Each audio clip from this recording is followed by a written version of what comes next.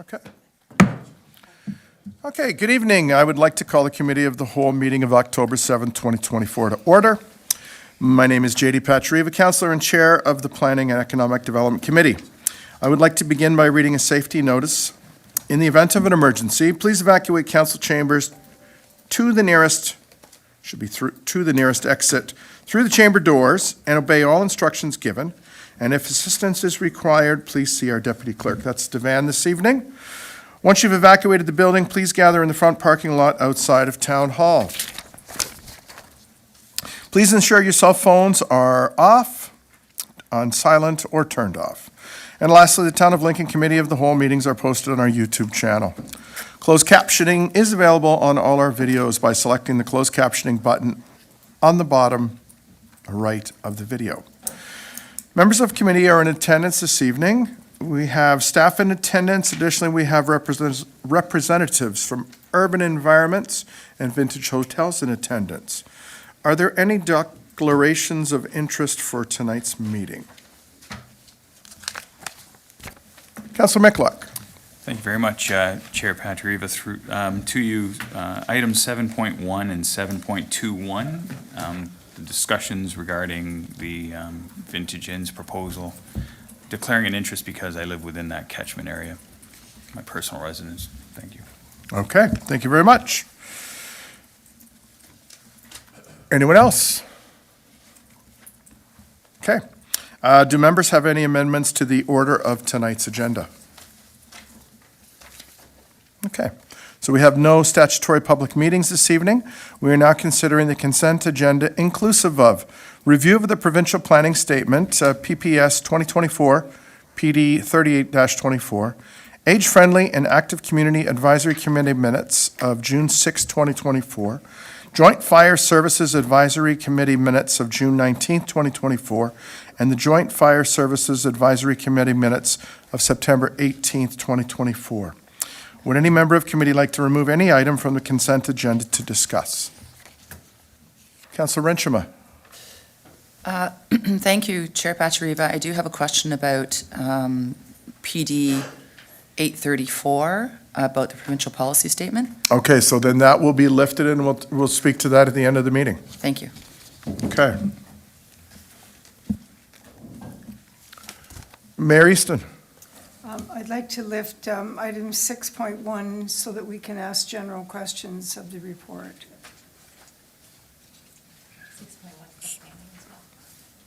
6.1 is? The planning as well. Okay, so we'll do that at the end. Councillor Renshima just asked Oh, the I'm same sorry, I question. couldn't hear what she Quite all said. right, quite all right. Thank So you very much. that's been covered, so we'll deal with that at the end. Okay.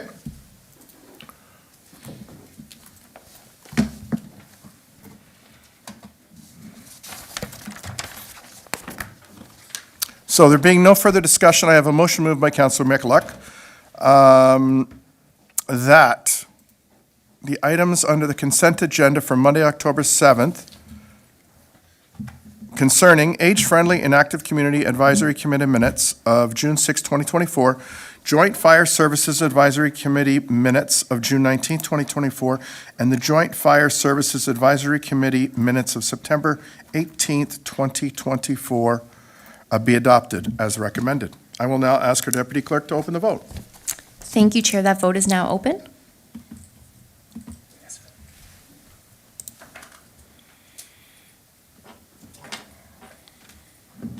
And I'll close that vote, and that motion carries. Thank you. Okay, thank you very much, Devan. So we will now begin the Planning and Economic Development agenda for tonight's meeting. We have one joint delegation for this evening, being from Greg Hind, Urban Environments, and Paul McIntyre, Vintage Hotels, and they're part of the application regarding item 7.2.1, zoning bylaw amendment application by Urban Environments for 3821 to 3827 Main Street, Jordan, PD 36-24. They have requested a time extension for a total delegation of 10 minutes. So, I have a motion moved by Councillor Reimer. The committee waive the rules to allow a joint delegation and permit a maximum of 10 minutes. I will now ask our Deputy Clerk to open the vote. Thank you, Chair. That vote's now open. Okay.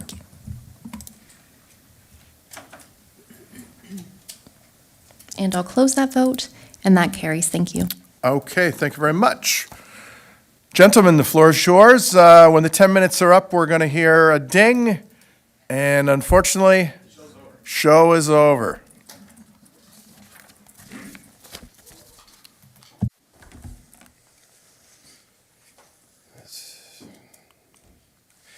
Very good. Through you, Chair, Mayor Easton, council and staff, good evening. Again, my name is Paul McIntyre, Vice President of Operations and Development for Lice Properties Hotels Limited. And once again, I stand here before you with Greg Hind of Urban Environments, who's quarterbacked this application, as well as Stan I say it wrong every time, Slavinsky from Archway Architects, and Christoph Harmez, General Manager of Inn on the 20, who is with us tonight. We thank you all for your time tonight, and we'd like to acknowledge our appreciation for the amount of work and thorough analysis that has gone into this application by the town and staff in process. Obviously, this seems silly to say, but we're here to speak in favor of this application and hope that you accept the recommendation for approval of the zoning bylaw amendment. We believe that the current application before you, through the additional community feedback sessions in May, changed the overall initial design. And honestly, we are grateful for that process because the feedback and the outcome, we feel, made it better. With that, and because we presented previously, we wanted to simply today inform you of the changes made since our last presentation as an outcome of the additional community discussion. So there'll be 2 slides before you, the before and after. This is a picture of it before, and quite honestly, the common themes that came out of the May 30th meeting, outside of other ones that are actually within your formal report today, were items like the entrance needs to reflect the village. Classic Georgian theme was one. Art should not be on the architectural focus of the main street or the architectural focus of the building. Additional windows and balconies for balance to replace the art wall. Materials reflect earth tones and natural finishes. Finishes such as slate, stone, and brick were discussed. Additional lower-level commercial shops, as surprising as it was to us that evening, was mentioned, although we loved this idea, resulted in less parking, and we still wanted to exceed the parking requirements, and it also required us to eliminate bedroom counts. We also have enhanced the landscaping design, which is within your package, but do understand that moving forward, we will need to continue to work through site plan to make sure that that is further enhanced. Moving from before to after, this is the new design, and the major points, I just wanted to mention that the revisions did actually entail a complete rework of the drawings, because once you start moving bedrooms around in an interior, you start moving the hotel around, so a thorough job of that was done. But the revisions to design as a result of the meeting, the building was redesigned to better reflect a Georgian-style build, which is a very common theme from the meeting. The wall art and wall itself was replaced to add additional windows and Juliet balconies, and adding that discussed symmetry that came from the meeting to the overall building design. So if you can see on the left, or maybe it's your right, what used to be the wall in the artwork proposed location is now bedroom windows and Juliet balconies for symmetry. The front entrance was redesigned to reflect the Inn on the 20 and a more appropriate classical Georgian entrance. And building materials and colors will reflect earth tones and finishes to complement the other buildings in the village. We appreciate the recommendations of the earth tones, the slate, and the natural stone.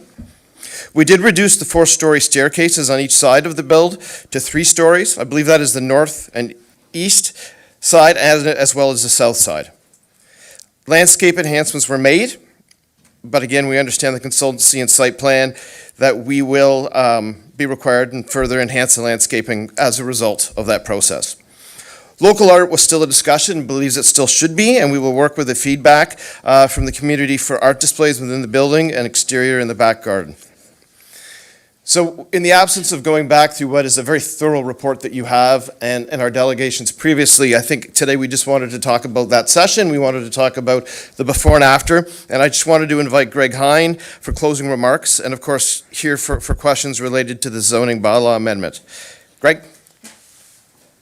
Thank you, Paul. My name is Greg Hind. Madam Mayor, Mr. Chairman, members of council. I'm here basically to say hello and goodbye. We've been at this for 2 years, working with your staff. We think the result represents good planning, sound planning, implements all your land use documents, all the province's land use documents, and all the region's land use documents. But more importantly, let me just, as an aside, I've been in this business a long time, as you can tell by the hair and the wrinkles. I've handled 8 hotels now in the Niagara region. Never, and I mean never, have I seen a neighborhood meeting change the total design of a hotel and therefore changing how the people are going to react, the impact on the streetscape, and the dynamic between the pedestrian and the hotel entrance. The influence of the neighborhood meeting, working with the architect, has changed that dynamic. It has changed the interface along the boundary line. It has made it more neighborhood friendly in regards to how that hotel will react, and yet at the same time, serve Vintage Inns and Inn on the 20 and all the ancillary commercial uses with it in the very same manner as our initial application. And that's a good thing. Change the look, change the dynamic, made it more neighborhood friendly, reduced the impact on the neighborhood, and still incorporated the wishes of the neighborhood. Those are basically my closing arguments. I'm here to answer any questions. Very thorough report. Our request to you, Mr. Chairman, Madam Mayor, and members of council, as you support your staff's position in this report and recommend it for a zoning bylaw amendment. Thank you. Okay, thank you very much, Mr. Hind and Mr. McIntyre. Any clarifying questions from committee for our speakers? Councillor Murray, or Vice Chair Murray, sorry about that. Thank you very much, Chair. Through you to our presenters, thank you very much for being here today. And again, I would like to also kind of echo your comments in that I do appreciate how willing you were to meet with the local residents and discuss some of their challenges and some of the concerns that they have, and that we can see that many of them have been addressed. Parking is something that we talk about all the time, and I know that your design calls for more parking than is required. I did bring this up at the last time that we had a meeting like this, but I'd like to just reiterate it because as the design has changed and as we're moving forward, it remains a concern. So not only do you have guests, of course, coming to stay with you, and events like weddings and other things where people are not staying with you but are temporarily in the area, you also have a number of staff who will be there having to park and get there because there's no public transit to Jordan.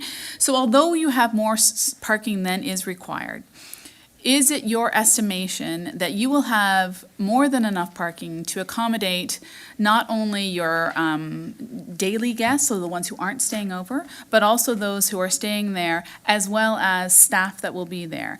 Keeping in mind that right now, the space is used by people who are not at the hotel.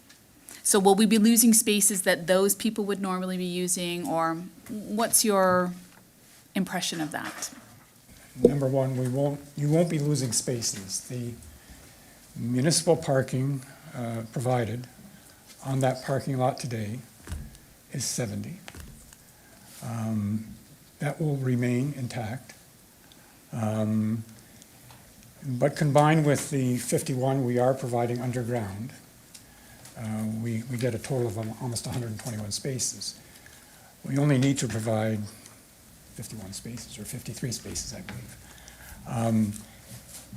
There's a certain economy of scale that takes place with Inn on the 20 and Vintage operating both Inn on the 20, of course, in this new facility.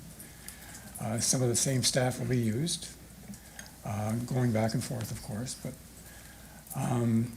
and we see that economy of scale and that efficiency reducing the impact of parking on that lot, number one. Number two, yes, it's going to be a more active area, but it's going to be a more active area with or without us. It'll grow in stature. It'll grow with tourism growing in the Jordan area. And that parking lot will be utilized heavier than it is today. I don't think there's any doubt about that. What we have done is we've talked with the municipal staff, and we've taken a look at satellite parking areas in the 19th Street area and at the intersection, at their fire hall, in the back. And there may be an opportunity to park some of the employees there, if it becomes a problem. We don't think the threshold has been met yet. Our traffic consultants don't think it's been met yet. They don't think it's going to be a problem based on this new hotel. But I think if you, quite truthfully, go there on the weekends, parking is at a premium. And it will continue to be a premium as tourism grows in Jordan. But that's a good thing. So if I could a clarifying question. So the 53 spots that are required, can I just clarify, are those 53 spots specifically for the new build, not for the current, Just for the new build. just for the new build? Yeah. So the 53 spots that you're adding for the new build will manage all of the people that are staying there, hopefully. And then, because I've been to In on the 20 on there's a morning meeting there, and you go there and you can't find parking anywhere. So I am a little bit concerned that although you've more than exceeded what you are required to for the hotel, that the entire complex, in terms of not just the new hotel, but the current hotel and the restaurant across the street, and potentially Jordan House as well, will have a burden on public parking, so people who aren't part of the Vintage Inns experience, who are there for other reasons. So with that being said, what would happen if a year in, hugely popular, everything's going really well, and you're finding that you don't have parking? Is it that we're going to be relying on the municipal lot for ancillary parking, or is there a secondary plan where you could potentially be adding additional parking? We don't have a secondary plan as of right now, no. And our intention is with a hotel that, if it works the way that it's going to work, it's going to turn those day visitors into stay visitors. And I'm really hoping that it's going to be those 2 days or 3 day stays. The market is corporate, the market is leisure, but the 2 or 3 days. So hopefully people are coming, they're parking their car as it relates to the hotel specifically. And then they're just moving by leaving their car there. We have added the additional services that we do in Niagara Lake that works very well, which is our shuttle services. So to be able to maneuver our staff if we need to from a municipal lot or somewhere else locally that they can park and bring them back, or our guests to areas so they can leave their car in one spot would be part of our plan moving forward in the future. I'm not sure if that answers your question specifically, but there are many different ways that if we have that situation that we can sit and we can look at what alternatives. We don't have a plan B as of this point for that, because we think this will work based on all the reports and based on our discussions. But if a plan B is needed, then we can look at it. Thank you very much. Thank you, Chair. Thank you, Vice Chair Murray. Councillor Renchema. Thank you, Chair Patriviva. Thank you for the presentation. My question's about parking also. I'm on the Joint Accessibility Advisory Committee. I'm the appointant by this council. And so my question is about accessible parking, and I see that you have 3 proposed. I'm assuming that meets our zoning bylaw, and that's where the 3 come from. Okay. So, and those are underground, are they? Is that where those ones are located, underground? I believe so, yes. Yes. So I'm assuming the existing parking lot has the required accessible parking spots, and Yes, there's they going to be do already. 3 additional ones Yes. underground? Yes. Okay, so my question is, and I'll probably ask this of staff as well, but during the site plan process, will there be an accessibility consultant or Joint Accessibility Advisory Committee looking at the plan, at the site plan? And while the 3 spots meet our zoning requirements, I'm wondering whether you feel it might be advisable to increase the accessible parking. And I ask this as an appointee of the Joint Accessibility Advisory Committee, but also thinking of the functionality of the hotel, the optimal functionality of the hotel, ensuring that all feel welcome. Yes, we take a look at increasing the number of accessibility parking units on site. That's a given. Okay. I don't even think we need a consultant to provide us that information. We can do that working with your staff during the site plan process. Yeah, okay. And I'm sure you're aware in the area, in the Niagara area, there's something as high as 20% of people have a accessibility requirement. So the more welcoming the hotel is, the better it is for everybody. Absolutely, I think it's very worthy of the conversation and committing to look at that. It's a great, it's great advice. Thank you. Thank you, Mr. Chair. Thank you, Councilor Rensham. Mayor Easton. Thank you very much, Mr. Chairman. Thank you for your presentation. I'd like to speak with you a bit about the aesthetics and what will be used to build. First of all, we haven't seen the back of the building for a while. We certainly haven't seen it since you've made all these changes. Has anything changed in the reverse of this?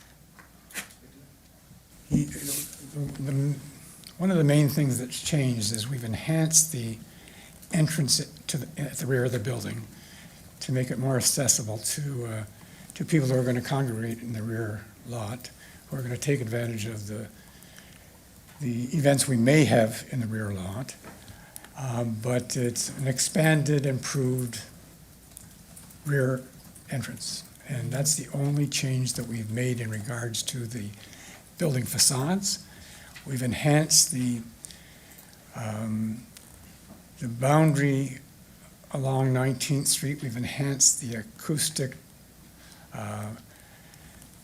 type of material that we're going to use. It's going to be both a combination of coniferous trees and acoustic fencing now. That's a plus. We've pumped up the landscaping between the residential uses to the south and our facility. But the building material that's the skin of the building will certainly mimic what's in front, and the sympathetic colors to blend in with the residential neighborhoods will certainly be carried through on the rear of the property. Okay, so let's talk about that a little bit. Okay. The roof, what are you planning to have as the roof finish? Okay, the roof is going to be a typical mansard. It reduces the impact of the roof line on the street.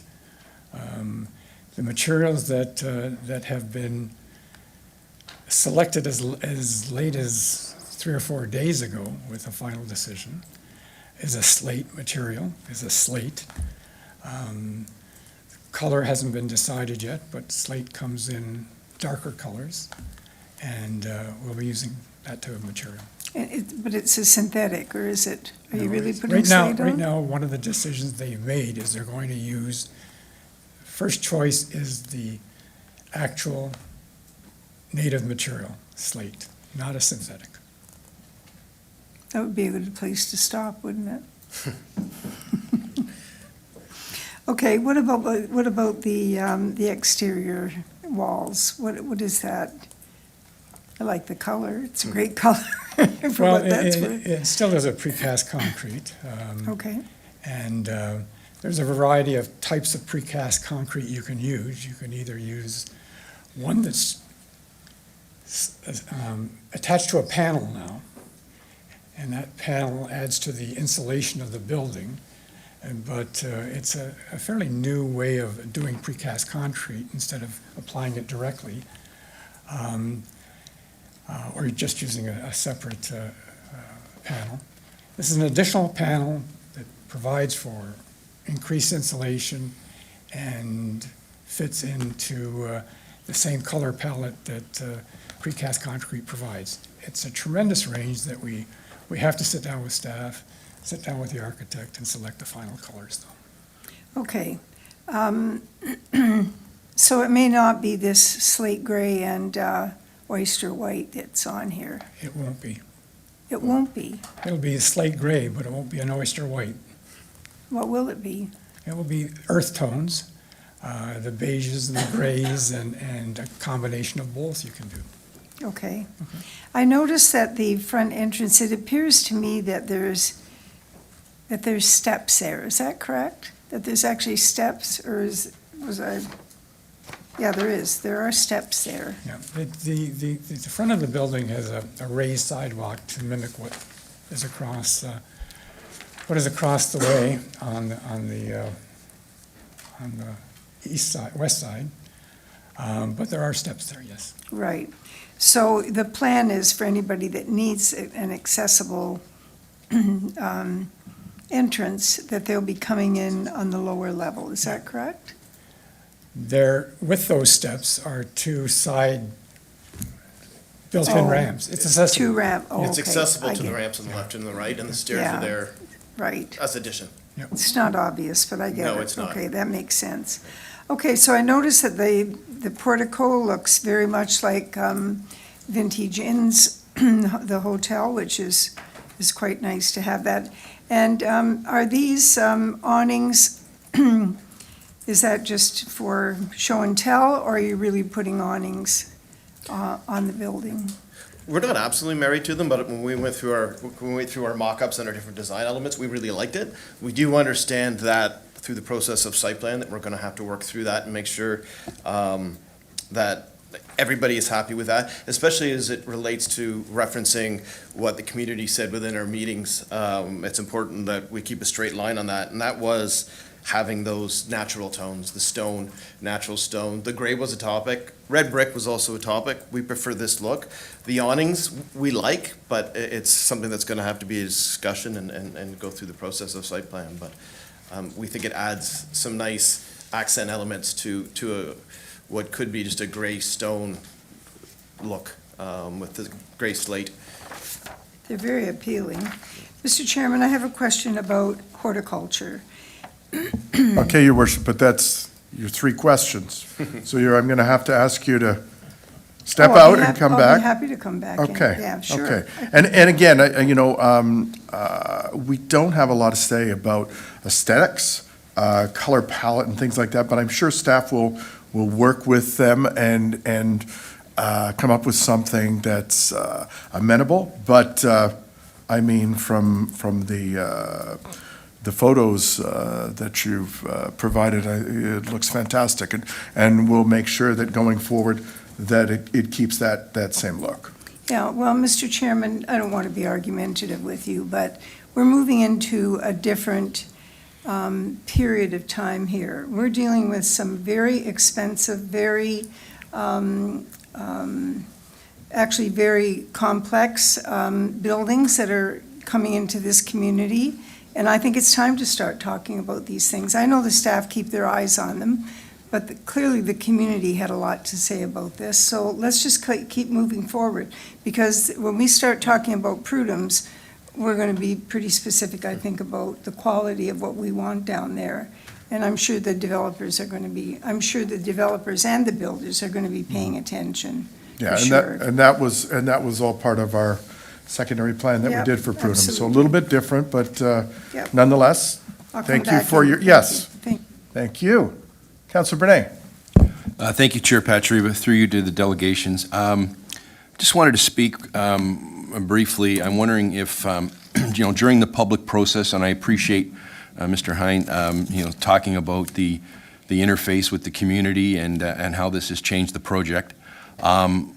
So to that point, we heard during the public process concerns about people on Main Street, dealing with noise, idling. So we know there's going to be a parking garage, there's going to be surface parking, but I'm wondering if you could just, maybe, take us through the flow of the parking garage when cars are going in and out, and how that interfaces with the residents that might have a concern when this process started in terms of idling, headlights, all those type of things involving cars. All those things. Number one, the traffic pattern that the new cars will be using stays basically the same in that we're not putting in any new entrances. The exits and the entrances to the parking lot and therefore into the underground parking stay the same. The underground parking is hidden, though, in regards to its impact on the streetscape along Main. And just as importantly, valet parking is going to be provided when the cars pull up to the front entrance. The cars will be moved by an employee into the underground parking for the most part. Yes, some of the future tourists and the future inhabitants of the facility will go to the underground parking on their own. Yes, some of them will use the surface parking, but for the most part, we're going to control and maintain how that traffic moves, how that traffic doesn't idle, and is taken to the underground facility. Okay, thanks very much for that. Through you, Chair. I also have an additional question with regards to, again, this is going back to the public meetings and some of the things that we heard about, and, you know, just wanting to make sure we're articulating where we are today. So we're talking about rooms here that are specifically being dealt with as guest rooms. Is that correct? Correct. So there is no, because there was concerns when we first launched that there was going to be maybe events occurring and what that might impact, you know, the life of the neighborhood, you know, and that developed into lap pools and, you know, extravagant parties. So I'm wondering if you could speak to that. Yeah, I think one thing that's very unique to this development is that it's not complicated. In most scenarios, if we were building a hotel, we'd be building a restaurant that would be attached to it, we'd be building conference facilities that would be attached to it to make those bedrooms sell and workable. But with this unique development, it is hotel rooms only. In the absence, there is a lap pool in the back, but found within your report, one of the things that we're committing to as it relates to the use of the back area is that it's closed at an appropriate time, whatever time we come up with that works for the community. It doesn't need to be open late. We, as owners and operators, don't want to be getting calls at 11 o'clock for noise complaints. We're planning to have a luxury boutique hotel, and we don't want to be dealing with that either. But this is a very specific unique build because there's no auxiliary buildings that are going to be attached to it for additional events. We're very fortunate right now in the village is that our conference space is very large as it exists. The restaurant is fundamentally a good-sized dining room. We just don't have enough bedrooms to accommodate that space. So this will attach to it and make it good, but it's just unique to bedrooms only. There's no other. In fact, the last community meeting, what was interesting, the conversation was drawn about, can we do more? Can we do more retail? Can we attach more to it? And that was kind of a unique conversation that I didn't expect to be having with the community. And we decided to move away from it and stay with the parking. But we kind of walked away with that being something that was of interest to the community too. So I hope that answers your question. Yeah, that's great. Thank you. And Chair, my third question. So, you know, appreciate all the things that you've done to get us where we are today. And, you know, one of the last bullet points you talked about enhanced landscaping. So other than telling me you're adding 4 coniferous trees and 3 shrubs, what are we doing for enhanced landscaping that is going to, you know, make this project and, you know, and integrate with the neighborhood and the village and do all the things that we want to accomplish with this project? I'm going to let Greg answer that a little bit more fulsome, but just if you reference the original one that we did a long time ago, we didn't put it in our presentation today because it doesn't look very good on a PowerPoint, and it's very, very detailed as far as how much plantings that will go into this property. It's a very big green space that needs to be planted out, and we plan to take full as much of that and to plant it out as well. But it's further enhanced since the last meeting on May 30th, and it's further enhanced from the original design. And we do understand that there should be more community conversation, especially as it relates to the specific neighbors around.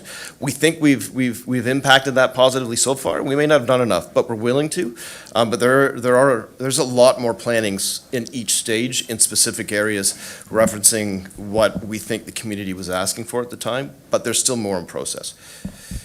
Yeah, I guess part of the problem with landscaping is we can stand up here and say, yes, we're going to do this, this, and this, but until you get to the nitty-gritty on how tall they're going to be and what the girth is going to be, you don't have any idea whether that landscaping is going to be enhanced. I can assure you, though, that coniferous trees Both pine and spruce will be used along the 19th Street planted at a 5 to 6 foot height along that flankage there. There'll be enhanced landscaping in the southwest corner in regards to protecting and the adjacent residential units that are in that corner, along with enhanced plantings along that entire boundary. Now, that's in the rear, and there'll be not just lines of trees, but there'll be sporadic plantings of coniferous trees and deciduous trees in the rear yard. In the front, there's going to be a combination of yews and boxwoods, and they'll be low profile. I mean, some of the problems with combining landscaping and good design is we work so hard on good design and then we cover it up with landscaping. And we're not going to do that. It'll be low profile, there'll be enhanced plantings along the front, but it's not going to detract from the architectural significance of that building. It'll be low profile plantings in that area. So through you, Chair, I would just make one comment, and maybe you're aware of this or not. Maybe you're aware of this already by talking with our staff as this application's been going through. But the CAO and our Director of Planning and a number of us have been on a urban tree committee that we've been working with for the last over a year, meeting quite regularly to ensure that our tree canopy in Lincoln is, meeting our growth targets as we move forward with all the changes in climate and everything like that.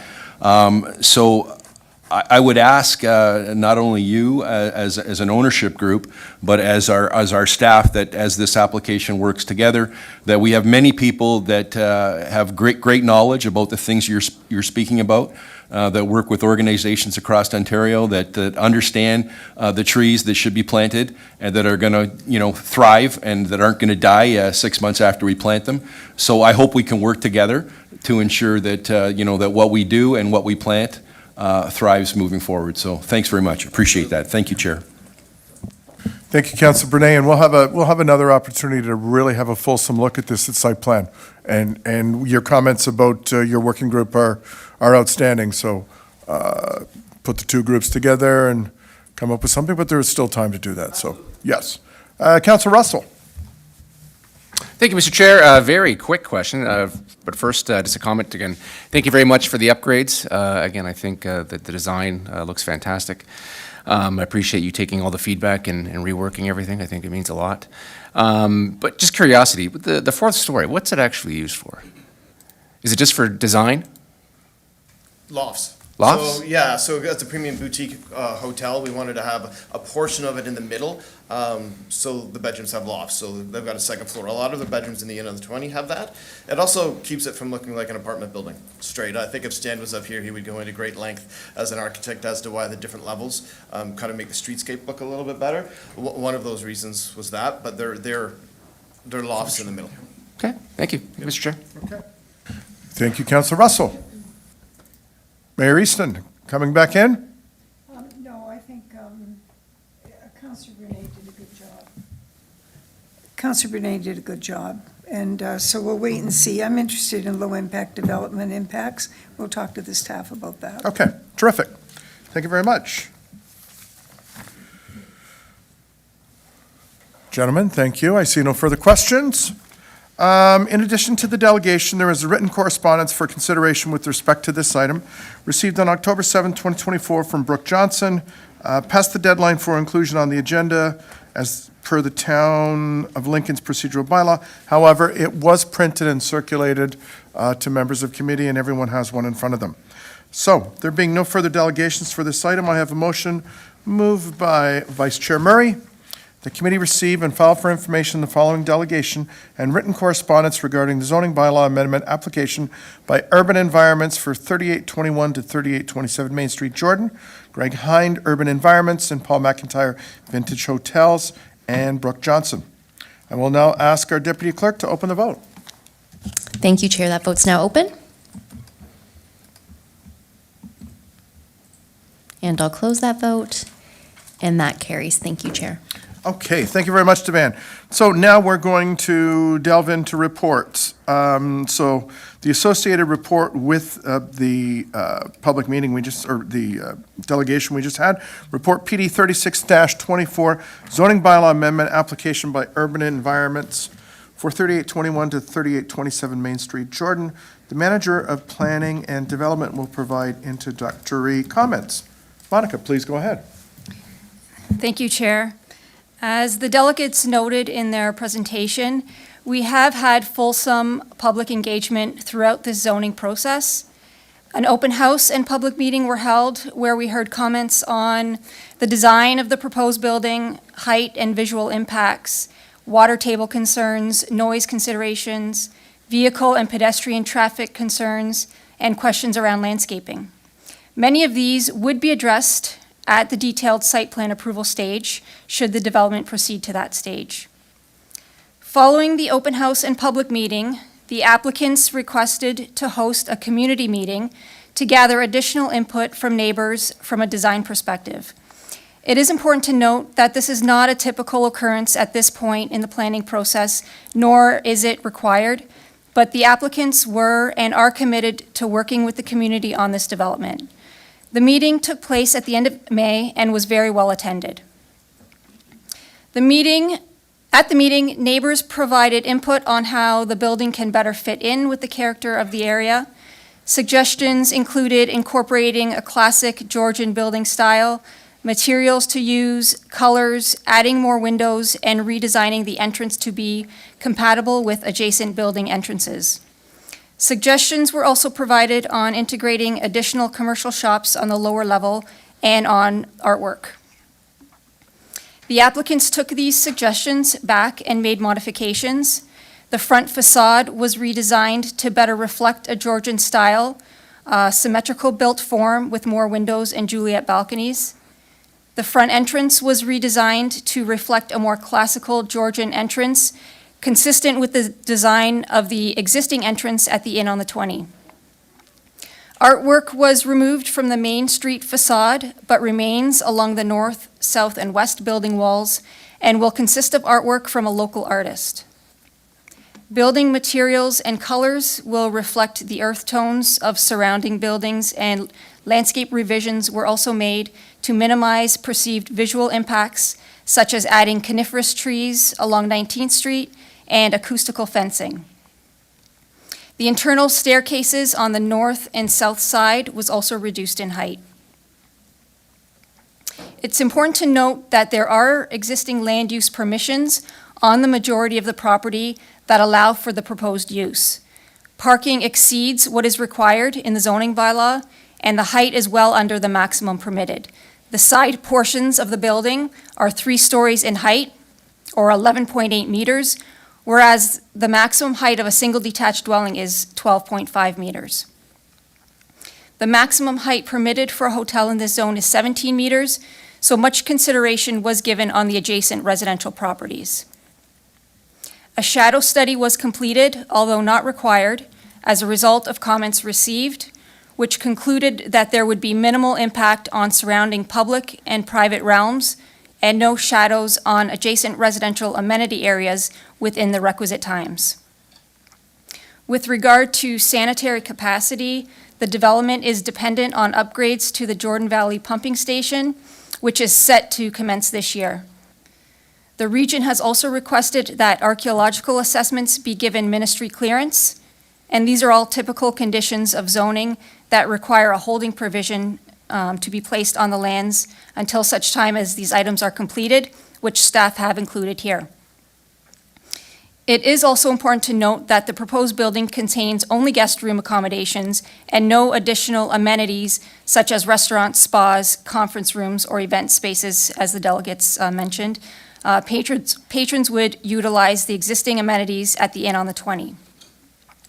Staff are of the opinion that this application meets all provincial, regional, and town policies, would improve the vibrancy of the community, have a positive impact on the local economy by providing accommodations for visitors, creating jobs, stimulating economic activity, by supporting small businesses and contributing to the overall well-being of the community. And so staff are recommending approval, subject to the conditions outlined in the report.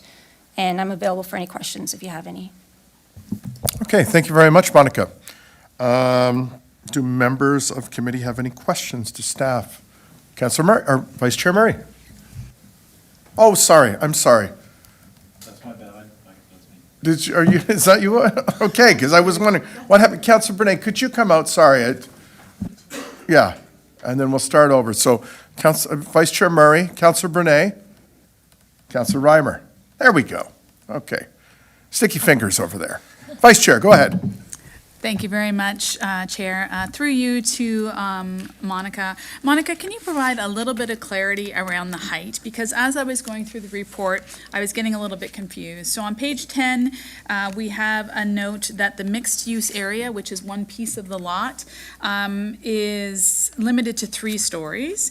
And then when we look at other sections of it, we know that the middle section is 4 stories, but I also see that the max building height is actually less than the max allowed. So I'm a little bit confused in terms of hearing on the one hand that 4 stories is too high, and yet on the other hand that we're under the required height.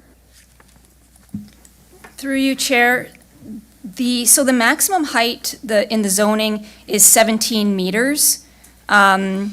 The majority of the building is the 3 stories, and it is at 11.8 meters in height. Again, the maximum height of even a single detached dwelling is 12.5. So it's well under the maximum height. It's only the middle portion that is elevated a little bit further to 14.5 meters, but still well under the permitted maximum height. So just a clarifying question then, on page 10 where it says that it's, for mixed use, it's limited to 3 stories, how come that doesn't apply? So the zoning is a little bit higher, but staff feel that it does meet the intent of the official plan policies, just because the majority of the height is at the 3 meters. And it does comply with the zoning. So there is a little bit of a discrepancy in the official plan policies than with the zoning, but the intent is there. I'm going to have to ask you to say that again, sorry. I don't quite understand. So the 3 stories is how much we're allowed to have. We're going 4 stories. So it is actually higher than currently zoned, but you feel that it's within a reasonable amount? Is that fair to say? Sorry, through you, Chair, the current zoning in general commercial in the central business district, the maximum height is 17 meters. So I don't know how many stories that is. So the meters and the stories is, I think, Yeah. where I'm getting confused, right? So can we maybe clarify the difference between stories and meter? Well, I know what the difference is, but I mean, what does 3 stories equal in meters? Yeah, so 3 stories is roughly around 12.5 meters. So a single detached dwelling can be 3 stories in height. 17 meters is roughly around 4 stories. Okay, thank you very much, Chair. Thank you, Vice Chair Murray. Councilor Brunei. Through you, Chair, to Monica, just another clarification question. The report is a little bit misleading to me anyway. It says sufficient wastewater services are or will be available to accommodate the proposed building through the planned upgrades of the Jordan Valley Pumping Station to the satisfaction of the town of Lincoln. What I thought I heard you say, Monica, was the region is planning next year to upgrade the Jordan Valley Pumping Station. But I'm just trying to understand, currently, as it stands, is there sufficient water services to proceed? Because it says sufficient water services are or will be available. So to me, it's a little bit, it's a bit misleading. I'm just wondering if you could clarify. I guess where I'm going with this question is, we all know that, sometimes the regional projects don't proceed, based on budget, based on priorities.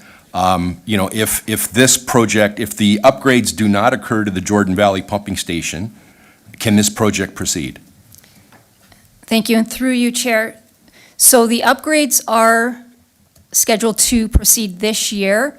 The site plan application hasn't been submitted yet. So this can happen simultaneously. The site plan application can be submitted while the upgrades are happening. As well, if the upgrades are nearing completion, the building staff have issued building permits. They just won't be able to get occupancy until the upgrades are complete. So that's where the are or will be comes into play. They can start construction, they just can't get occupancy until the upgrades are completed. Thank you very much for that clarification. Thank you, Chair. Okay, thank you, Councillor Brunet. And I think that's the intent of the holding provision in it, to ensure that everything takes place in the way that it's supposed to fall. Correct, Monica? Yes, thank you, Yes. through you, Chair. That is correct. The holding provision won't be lifted until the sanitary is satisfied. Okay, excellent. Councillor Reimer. Thank you, Chair Patriva. A couple of questions, again, of clarification. Councillor Brunet already asked one for me. One about the demolition permit, more curiosity, actually, than clarification. So it says in the report that the demolition permit was applied for at the time of application. Just from strictly a timeline perspective, how does that work now? Is that a standalone application? Because we just had one of those come through a couple weeks ago, and we had time constraints. Or is it dovetailed into the whole application? Through you, Chair, to Monica. Through you, Chair, the applicants didn't want to demolish anything until they had their approvals in place. So the building will remain until they have their building permit. So it could happen simultaneously. The demolition and the building permit can be issued for the new build. So they just didn't want to have that empty space there in the meantime. But the demolition permit has been applied for.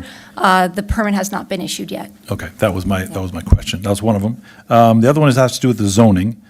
Page 12, we go through a bit of a breakdown of all the properties, existing properties, and they're all going to change to general commercial in the part of our central business district. And I realize this one is right on the edge of that business district.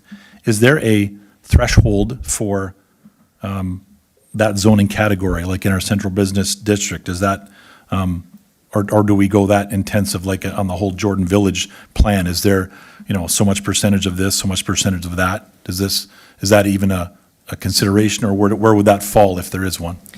Yeah, through you, Chair. So there is a central business district at the south end of Jordan, as well as the north end of Jordan. And this property, or these four combined properties, is the extent of the northern portion of the central business district. So beyond that is residential.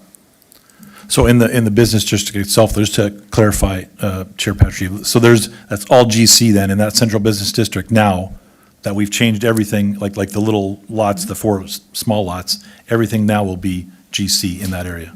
Everything will be GC, but there will be a split central business district zone on the property. Sure, that I understand. Yeah. I just mean in that one, in that northern part. Correct. That's all we have. Yes. Okay. That's great. Thanks very much, Monica. Thank you, Chair. Okay, thank you, Councillor Reimer. There being no further discussions, I have a motion moved by Councillor Murray. The committee recommend to council the approval of zoning bylaw amendment application PLZBA 2024-0027 by Urban Environments on behalf of LHPH Limited, Lie Hotel Properties Limited, subject to the following conditions. Number one, that a holding provision be placed on the zoning of the lands. The holding provision will not be removed until the following conditions are completed to the satisfaction of the Director of Planning of the Town of Lincoln. A, the applicant has entered into a site plan agreement and the agreement has been registered on title. B, the applicant has submitted the letter of credit and cash payments required by the agreement. C, that all required archaeological assessments be completed and that the final clearance be received from the Ministry of Multiculturalism and Citizenship, MCM.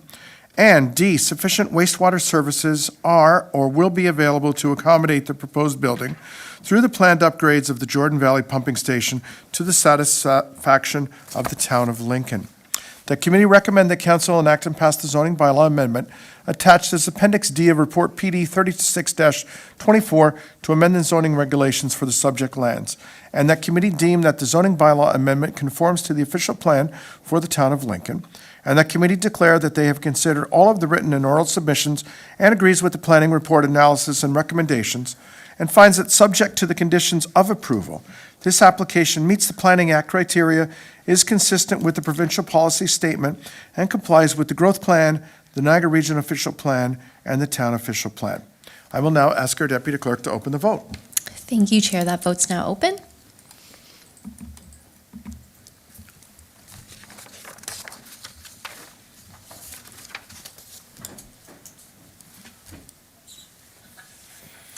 That's great, and I'll close that vote, and that carries. Thank you, Chair. Okay, thank you very much, Devan. Councillor Mikulik, I think you're free to join us again.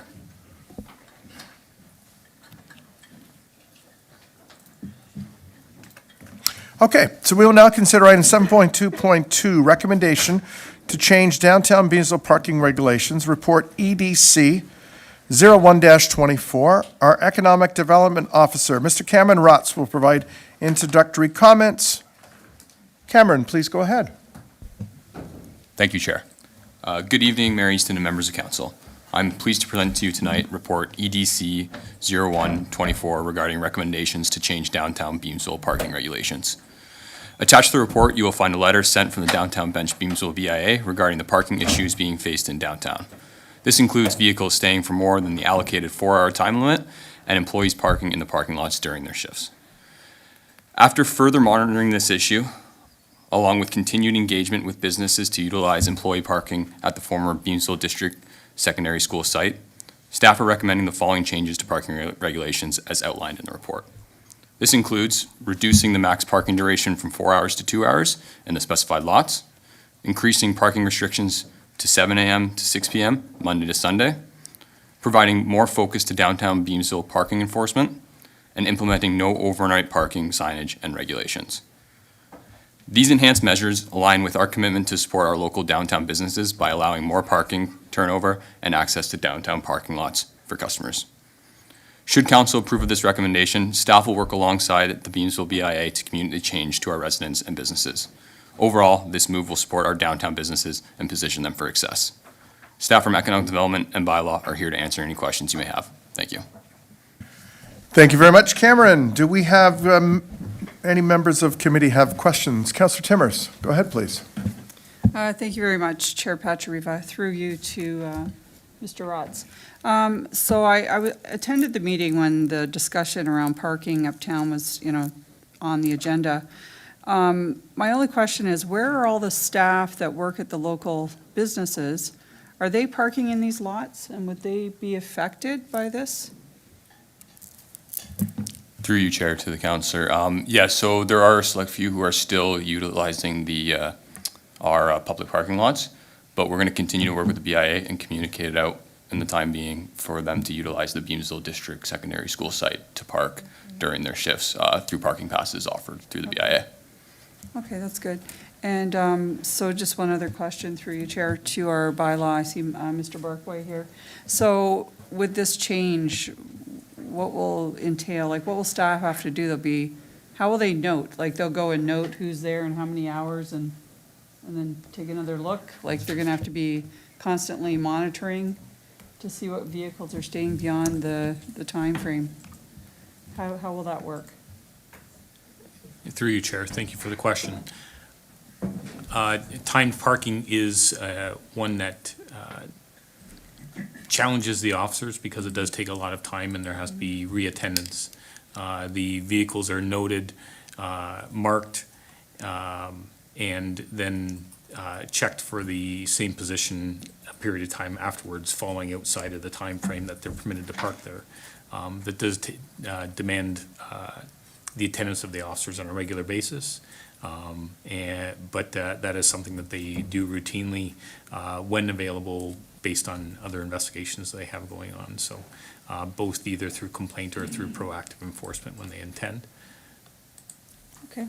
I think that's good. I think it's a good move. I know I've had struggles trying to park for the doctor's office in the lot across the street. The vehicles are there endlessly all day, some of them, so I think that's really good. So anyway, thank you, Chair. Thank you, Councillor Timmers. Councillor Renshima. Thank you, Chair Patriva. My question is about, it might be more directed to planning. When we approved the building at King in Ontario, I think there was 16 spaces, and the assumption at the time is that the residents would have an option of renting or using other spaces close by, I think. Is that an arrangement that's in place? Do we know what they do currently? That's my question.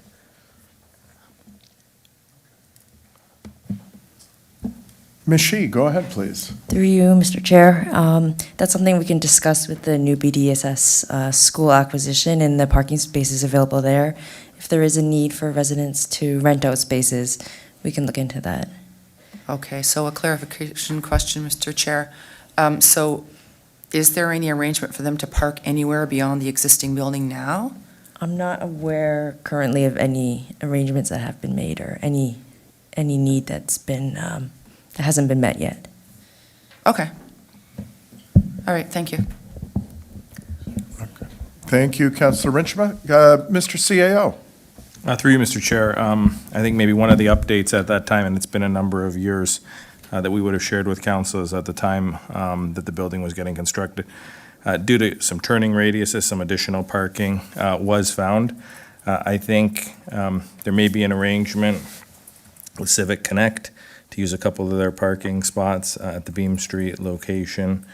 But we can get back to members of council on that. I can say at least 3 or 4 additional spots were found within the footprint of the underground parking, and a lot of the sites, or a lot of the residents, because a few of us have toured that particular site, don't all have vehicles. And so, as it is with a lot of units, it is a buyer beware sort of conversation that happens, and they are targeting more of a seniors demographic in that particular building, but we can definitely get back to members of council and confirm that. Yeah, thank you, Mr. CEO. Yeah, you were right about that, because the turning radius was for a fire vehicle, and then it was brought to light that if there was a fire, the fire would be fought from the outside of the building where the hookups are. So the parking was adequately distributed to all of the units there, so there was no longer a shortfall, and the owner of the building provided a zip car or some type of ride share for the residents that didn't have a vehicle, so they could use that. So there wasn't that. It's kind of a cutting edge solution going forward to seniors that are wanting to move to the downtown core and have the accessibility to walk to shops with walkability, but then if they need to go further afield, there is that. And I'd like to remind everyone else too that they can use the Niagara on-demand transit service. Councillor Murray, you had suggested earlier that we don't have a transit service in Lincoln. We do. Okay, quite all right. Vice Chair Murray, you're up. Thank you very much, Chair. Through you, my apologies for that oversight. I really was thinking more along a larger city, regularly scheduled transit system. I'm going to learn a lot more about it, so I never say that again. I wanted to just touch base about, I do recognize that the parking that we're talking about is strictly the 2 parking lots that are town-owned and not the on-street parking. I wondered if we had any insight into any of the other parking that's available downtown, so specifically the mall, the No Frills Plaza. Are we hearing complaints from them that people who are not shopping in the plaza are parking there, or is that not something that's part of the conversation around this? Through you, Chair, to the councillor. In particular, I haven't heard anything about the parking within the plaza being an issue, but I know there's the fact that there are residents using our municipal parking lots to park overnight as well, and that's been a concern in the morning when people are coming to shop with the vendors. Those lots they're filled up and they can't park anywhere. So a clarifying question, if I may then. So those tenants who are currently parking in our municipally owned lots overnight, which is not allowed, are there other options for them? Would that be the BDSS site for overnight parking, or are there no other options for them to park overnight? Through you, Chair, to the counselor, I can't say for certain. It all depends on, I can't say where, in fact, that they actually live and where they're parking, but it's something we can look into further. Thank you very much, Chair. That's Yeah, you're welcome, Vice Chair Murray. I think Councillor Deanne has some more information to provide to us. So, Sorry, Director Deanne, go ahead. Through you, Chair. Thanks, Councillor, for the promotion. I appreciate that. I think, Councillor, to some of the comments that were made previously around Beazley District Secondary School, or what was formerly known as BDSS, I think as we go through some of the planning exercises, we're going to look to see if there's opportunities for both residents and businesses to have employees park in that lot. I know the No Frills Plaza, we've had previous conversations, I think, with the previous owners, and some preliminary conversations with the new owners about what parking is available there and if there's opportunities for other both customers and employees of the downtown core to park in those areas. But as of right now, our main focus has been these two lots that we have some control over. But again, we'll look at all opportunities to solve some of the issues. Thank you very much, Director Deanne. Mayor Easton.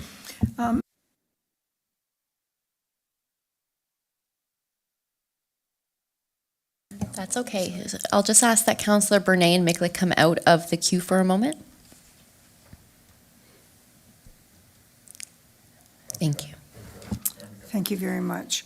Camissos, is it available? Is it available for additional parking? I was under the impression that those spaces were available for people who worked in the town. Director Deanne? Yeah, through you, Chair, to the Mayor. So, Mayor Meason, when I was referring to the No Frills Plaza, I was talking about that specific, the No Frills and what was formerly known as Under the Camissos. building. In the back parking lot area, yes, correct. So what, were you saying that you were going to find out how much they were using it? Is that what you were saying? So I think previous conversations have been about whether or not those spaces in the back in the, what's called as the parking garage area, could be used for both other employees and residents parking, but I know the No Frills owners wanted to keep those specifically for the grocery store, for some of the businesses in that plaza. But I think moving forward, we're going to try to engage the new owners again in terms of what's available there. But at the end of the day, of course, we want to focus on what we can control today, which is the two parking lots that we own in the downtown core. Okay, that's helpful. And the BDSS parking lot is really a temporary solution in itself, is it not? Through Chair to the Mayor, both a temporary and potentially a long-term solution, Madam Mayor. Okay, well, I mean, there's a lot of design work still to be done there. It could end up being a very large park in the front. So somewhere along the line, we need to put on the list that we need to acquire more land. And I don't think there's anything new about that. We've been talking about acquiring new land when we had the conversation the last time. I don't think we expected this to be done. It's actually, the solution is, it's lasted pretty well. I'm really amazed at how it held together, considering that there was so much reliance on all the spaces that were there. And we weren't monitoring compliance. So it hasn't been a failure at all, but we need a new solution, a new, more reliable solution, an ongoing solution. So I guess I'd like to know what that's going to look like. Is that what the new report's going to show us? Through you, Chair, I'm going to direct to the CA over there. Through you, Madam Chair, to the Mayor.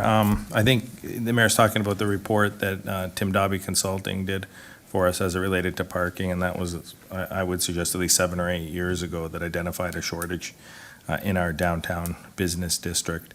At that time, it didn't consider BDSS. We didn't know about the accommodation review process that the board was going through, or at least the results of that accommodation review process. So I would suggest if you incorporate the fact that now we may be looking at something at the BDSS site, I'm not sure if it would show that there's still a shortage.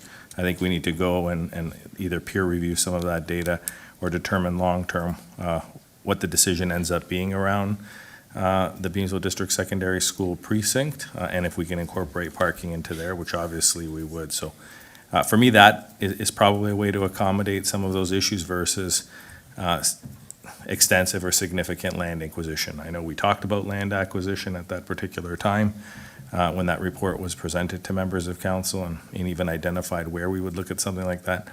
But at the time, it was cost prohibitive, and so the fact that now we own land within that particular precinct, we may want to look at what are the parking options and the parking revenues potentially that come with that. So hopefully that provides some clarity. I think that's all very good. I can live with that. It's only going to be maybe a 10-year solution. We don't know, but that's good. We'll see what the next report says. Thank you. Thank you, Mary Easton. And during my tenure on the BIA, we had spoken with the previous owners about, some type of like a parking gate for underneath the plaza where the business owners who are in the plaza could park underneath, because there was always issues with vandalism taking place. Maybe now we can have that discussion with the new group and possible solution, because that was always the hesitancy of it. I chatted with Director Deanne today about that, and he was going to investigate a conversation with them. So, okay. Councilor Bernay. Yeah, thank you, Chair. Interesting conversation. I look back on just my time on council, and I'm sitting here going, okay, this is great. Why didn't we do this like 8 years ago? Like, why did it take us to this point where we needed to actually have timed parking lots? Like, we've been talking about problems. Every time we do a walk around downtown Beamsville with an owner, we ask them, what is your biggest issue? And it's parking.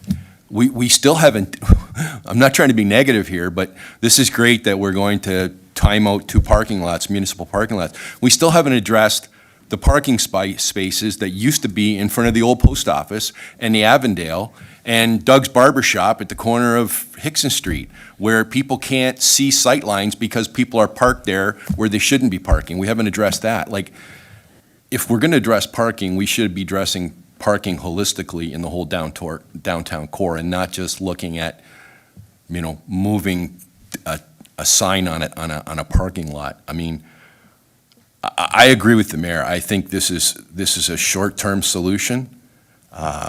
We were talking about moving. We talk about Ontario Street visioning. I mean, if we've learned anything through this construction, is trying to get into the beer store and the liquor store is a problem. That needs to be addressed. I think this is a bigger problem than just putting up time sign, but that's just my opinion. I appreciate what we're doing here. I don't know why it took us 8 or 10 years to get here, but I guess hopefully the BIA has been pushing us, and now we're dealing with the problem. Thank you. Okay. Thank you, Councilor Bernay.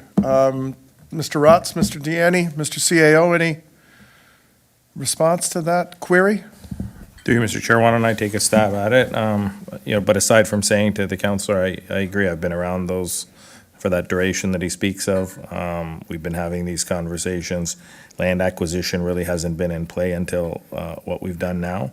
But are there things we need to be looking at, working with the region? I know Director Graham and I have met with them and have spoke about some of these issues that the councillors raised, so all good points.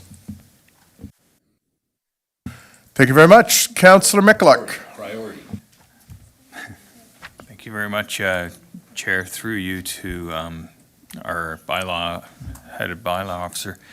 How does enforcement look? You mentioned that it would be challenging, or it would be difficult, or would the members of the public be able to take pictures, timestamp, and help out with bylaw officers as far as tracking how long people are parking, especially when we're talking every 2 hours now? Like, most iPhones, most cameras have timestamps on them. Would that be of assistance to your bylaw officers when enforcing and issuing tickets? Through you, Chair, thank you for the question. It can assist the officers in giving them reason to be reactive in their enforcement. However, their observations have to be made by them. They can't rely on a photo that somebody else has taken, because there's no control over that data. So when the officers are doing it using their devices to record the placement of the vehicle and the positioning and the timing, that's done by the officer, and they have to testify to that fact. But citizens making the complaint isn't able to provide that same information. So it provides the officer the reason to attend, but then the officer makes their own observations. Okay, and just to clarify, that would require 2 visits. That's correct. Okay. With respect to this, I'm challenged by business owners or people in general when, like, and maybe this goes to our CAO or to our Director of ECDAB, where is the balance of responsibility for us as a municipality to provide parking? Why does it seem to always fall on us? And I get it that, you know, we're trying to encourage business, we're trying to encourage, visitors and this and that, but it seems to me like people are taking advantage of municipalities in terms of being able to park on the streets, being able to park on parking lots that we have to acquire. When does it fall on, what's the weight that should be borne on the business owners themselves? I can take a first stab at that, Chair, so through you to the councillor. I mean, councillor, I think from an economic development perspective, supporting our businesses really falls down to providing and making sure that customers can access those businesses, and that includes parking. I think from what we've seen in the research and the observation that we've seen over the past number of months, if not past year, in regards to these 2 lots, is that some people are taking advantage of these spots. Specifically, I know in the one on the behind Main Street. The name escaping me right now, but the one near Conversations Cafe, I know some of the residents up top on the work-live areas are using those spots as their own private sort of parking spots. So the idea is to reduce overnight parking and obviously move from a 4-hour to a 2-hour limit. So the idea, again, is to support some of these businesses through providing parking. But to your comment around, when is it the business owner's responsibility to try to provide some solutions? I think they have been, Councillor. I mean, I think the idea being is, they've instituted, direct delivery for some of their products. They've really tried to showcase where their employees can park, that being the BDSS solution. So I think it really comes down to us working closely with the businesses to make sure that customers can find parking and frequent these businesses. But it's a little bit of a 2 people or two solution to try to bring more customers downtown. I appreciate that. However, I've seen some parking lots, and not just our municipality, other municipalities been converted to patios also. So that's a loss of parking. Now, gain in business, however, it just seems like we're chasing ourselves a little bit here. And I'm just a little bit concerned with, the BDSS site, and, it's a large site, it's plenty of parking. But with the parking lot comes the maintenance of that parking lot, damage to vehicles during snow days, this sort of thing. So I think that, we have to have a financial plan, and the CAO alluded to it earlier, that we have to have a financial plan to make providing parking for residents or for businesses not be at the expense of all the taxpayers within the town itself, equally. So those are my comments. Thank you. Thank you, Councillor Mikula. Councillor Russell, who is our representative on the BIA. Thank you, Mr. Chair. Again, just to dovetail off of Councillor Bernay and Madam Mayor and their comments, and I can feel Ms. Kirkolas's glare at us through the TV about general direction. And I'm wondering, either through you or to our clerk, whether we, instead of having just general direction on what kind of reports may be forthcoming, if we should put a motion forward beyond this, again, to go into that secondary step of looking at parking more holistically, as Councillor Bernay described it. Again, beyond just these 2 parking lots, but again, that next step to have a report come back on the totality of the downtown core costing and some of the benefits from that. What are your thoughts? Through you, Chair, as per the procedural bylaw, Council did amend the bylaw to provide staff directions. Staff directions in accordance with the procedural bylaw shall be done through a resolution of council or direction of committee of the whole.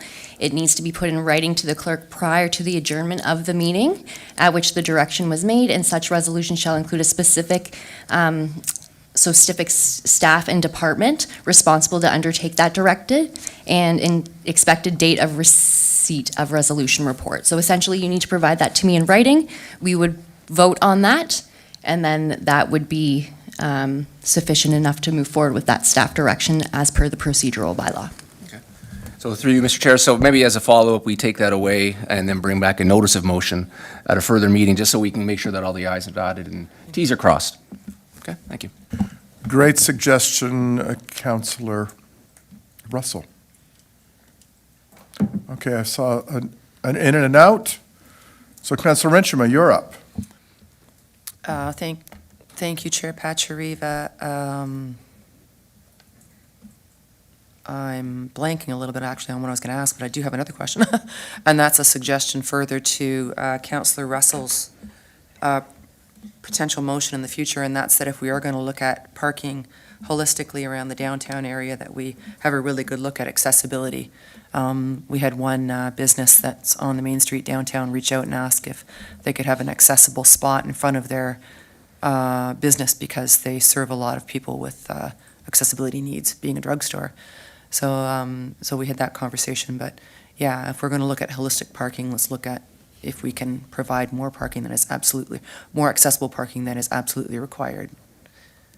And if I think of the other question I was going to ask, I'll put myself back in the queue. Thank you. Okay, thank you, Councillor Renchema. Yeah, so when we have that notice of motion, work with your ward mate to make sure that those issues that you just pointed out about accessibility are addressed and are in that motion.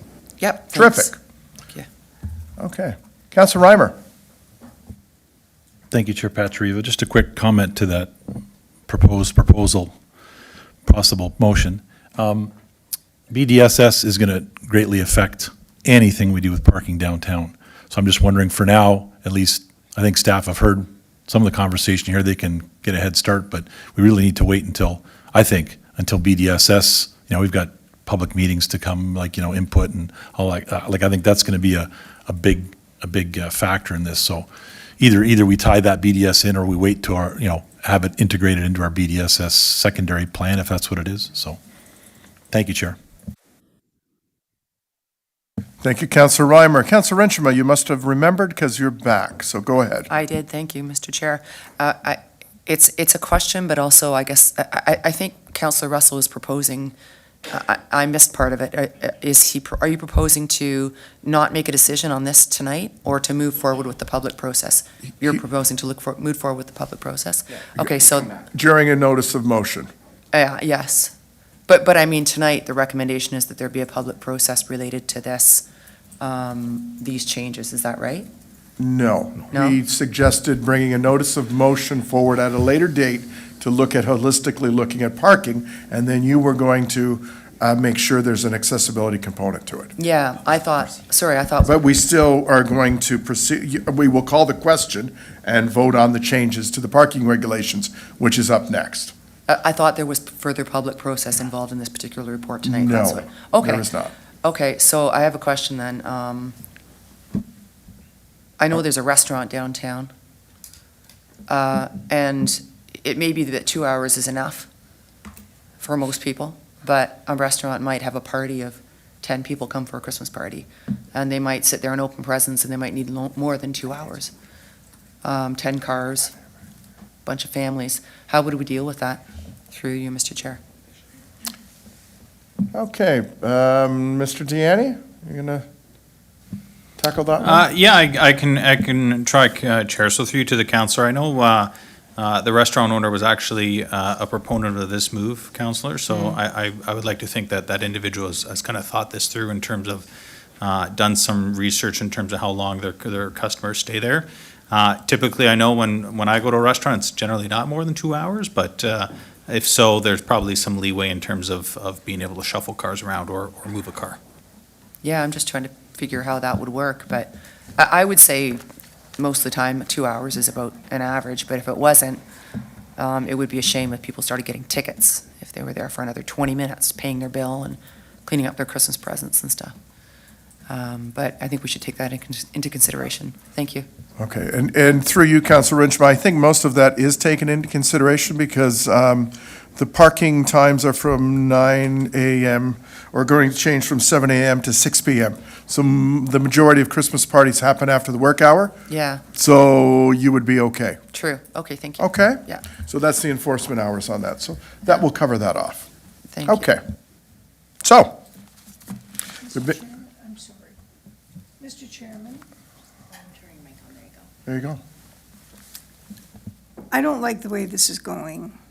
So let me just speak for a minute. I think that the suggestion that has been made in regards to taking a more holistic view, as Councilor Brunet stated, I don't have a problem with the notice of motion, but I want to hear from staff, I want to hear from the CAO, how he sees the process, because there are a lot of moving parts to this, and some of them have to do with individual compliance.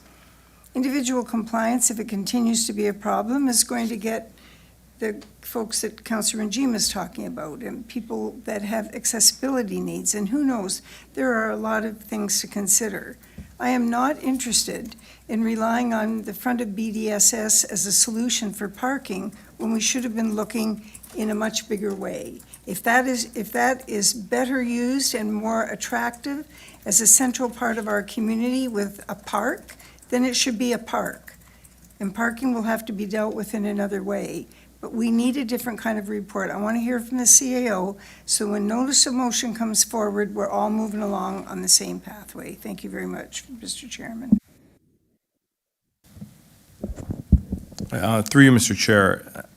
So I think staff are supportive of a motion. I think we'll work with Councilor Russell in terms of what that wording is, so that there's some alignment with what we're doing in other parts of, definitely in other parts of Beamsville, in terms of looking at parking, but just so that we're consistent across town. What you have before you here is one small solution that the BIA has supported and thought it would be beneficial.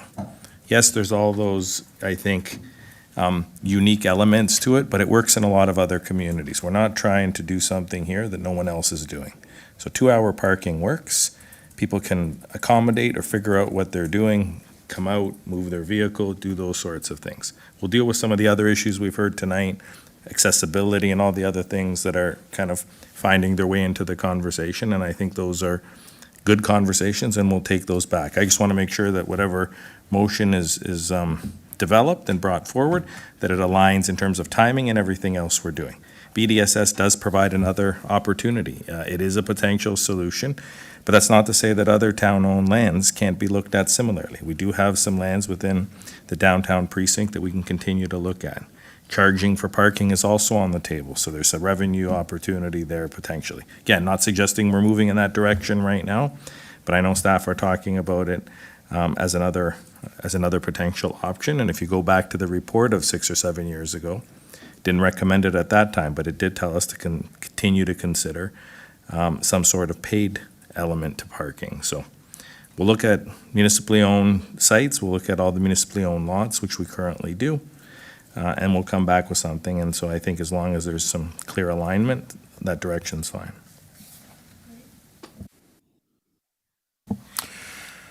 Okay, so there being no further discussion, I have a motion moved by Councilor Russell that committee receive and file report EDC 01-24 regarding recommendation to change downtown Beamsville parking regulations.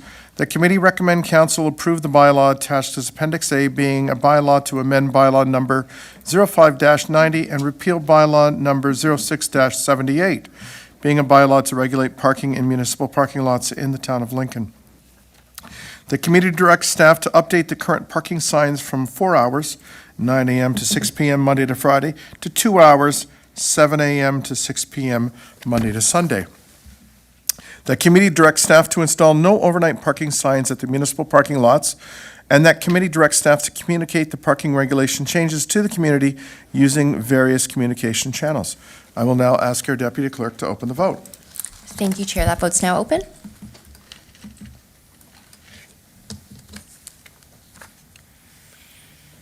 Thank you. I'll go ahead and close that vote, and that motion carries. Thank you, Chair. Okay, thank you very much, Devan. We will now consider item 7.2.3, Corporate Climate Adaptation Plan Update, PD 37-24. We have a staff presentation. However, prior to the presentation, I will ask that committee proceed with a majority vote to request a time extension until the presentation is complete. So I have a motion moved by Councilor Renshaw that committee extend the presentation time regarding Report PD 37-24 Corporate Climate Adaptation Plan Update until completed.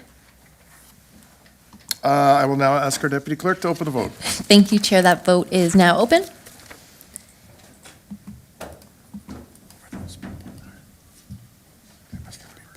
And I'll close that, and that motion carries. Thank you, Chair. Okay, so the manager of Prudhome's and Special Projects is going to provide introductory comments, followed by the presentation from the environmental coordinator, Melissa and Samantha. Ladies, please go ahead. The floor is yours. Thank you, Mr. Chair. Through you to members of council and members of the public, good evening. I wanted to take a moment today to introduce you to Samantha Witkowski. She joined the town earlier this summer in the role of environmental coordinator. And I just want to give you a little bit of background on Sam. In her role, she's responsible for helping to manage and oversee the town's numerous environmental initiatives. She brings a wealth of knowledge to the table. She has an undergraduate and a graduate degree in sustainability science from Brock University. She's also very well acquainted with many of the organizations that the town partners with collaboratively on environmental initiatives, including a number of years of experience at Brock University in their Sustainability Research Center. As well, she's worked with VRIC on their Greening the Landscape Consortium. So with this background and experience, Sam's been able to hit the ground running in a relatively short period of time and has made a lot of progress on a number of environmental fronts at the town. So I just wanted to pass it off to Sam to provide some updates on the work that's been done to date and priorities moving forward. Thank you.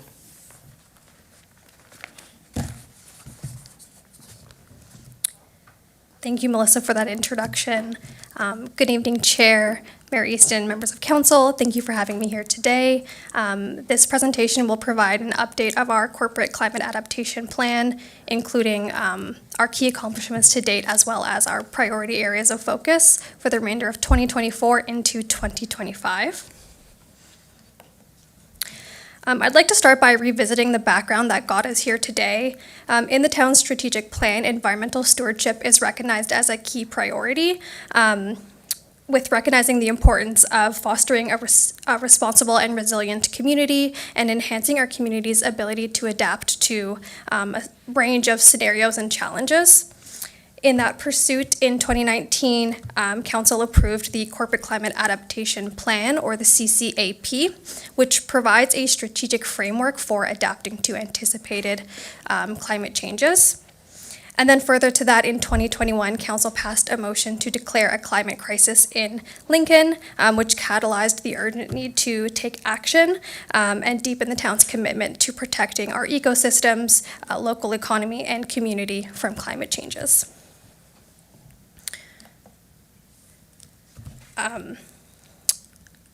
The town, through the development of the CCAP, we learned that of the projected climate changes that have the ability to deeply impact our town's systems. Further to that, our community members and staff working in Lincoln are already feeling many of these changes ourselves. We are experiencing more extreme and frequent hot days, warmer summer temperatures and milder winter temperatures, more heavy rainfall and extreme weather events, as well as periods of drought. And these changes are projected to become more intense for our community and place increased pressures on our systems. Climate change adaptation is one mechanism that we can use to help us become a more resilient community. Climate adaptation refers to the actions that we can take to reduce the negative impacts of climate change while taking advantage of new opportunities. Some examples of this include flood protection, such as implementing strategies for improved stormwater management, infrastructure upgrades, taking steps to ensure that our infrastructure is able to withstand future climate conditions, as well as urban forests through expanding our tree canopy to remove carbon from our atmosphere and increase local biodiversity. Our CCAP aims to minimize the severity of climate impacts on our community by implementing a range of adaptive actions. It covers four main categories: infrastructure and environmental resilience, policy and legislation, awareness and education, as well as research and innovation. And in total, our plan outlines 48 different actions that we can take, and that will help guide us towards becoming a more resilient community. In terms of progress to date, we have completed just over 50% of the actions outlined in our CCAP. That being said, I would like to note that completed does not mean that the work is done. Staff continue to review and update plans, policies, and procedures, as well as communicate both internally and externally about the different initiatives and actions that we are taking towards this goal. We currently have 8 actions in progress, which I will speak to more later in this presentation. And we have 14 future tasks that are being planned based on circumstances influencing the practicality and impact potential within the town. And those discussions are taking place now. Moving forward, I'd like to highlight some of the key achievements that we've made to date so far. While I'm not able to outline absolutely everything we've been able to accomplish, I will highlight a few of those now. For infrastructure and environmental resilience, this focuses on both enhancing the resilience of our physical infrastructure as well as our natural environment. As part of our CCAP, we have worked on a number of different initiatives towards this category, including addressing shoreline protection through a variety of proactive measures to safeguard our community against rising water levels and shoreline erosion. We've conducted 2 environmental assessments to evaluate the state of our shoreline and identify most effective strategies for managing shoreline protection moving forward, and these results are being used to inform current and future projects. Additionally, recognizing the need for improved infrastructure, programs, and initiatives that support alternative types of transportation, the town has developed an active transportation network and strategy to keep our community connected, safe, and healthy. And staff continue to seek opportunities to improve public and active transportation infrastructure to ensure that people of all ages and abilities are able to participate. We have also adopted our Green Infrastructure Low Impact Development Design Guidelines, which is a framework that staff are using to inform decision-making on green infrastructure projects.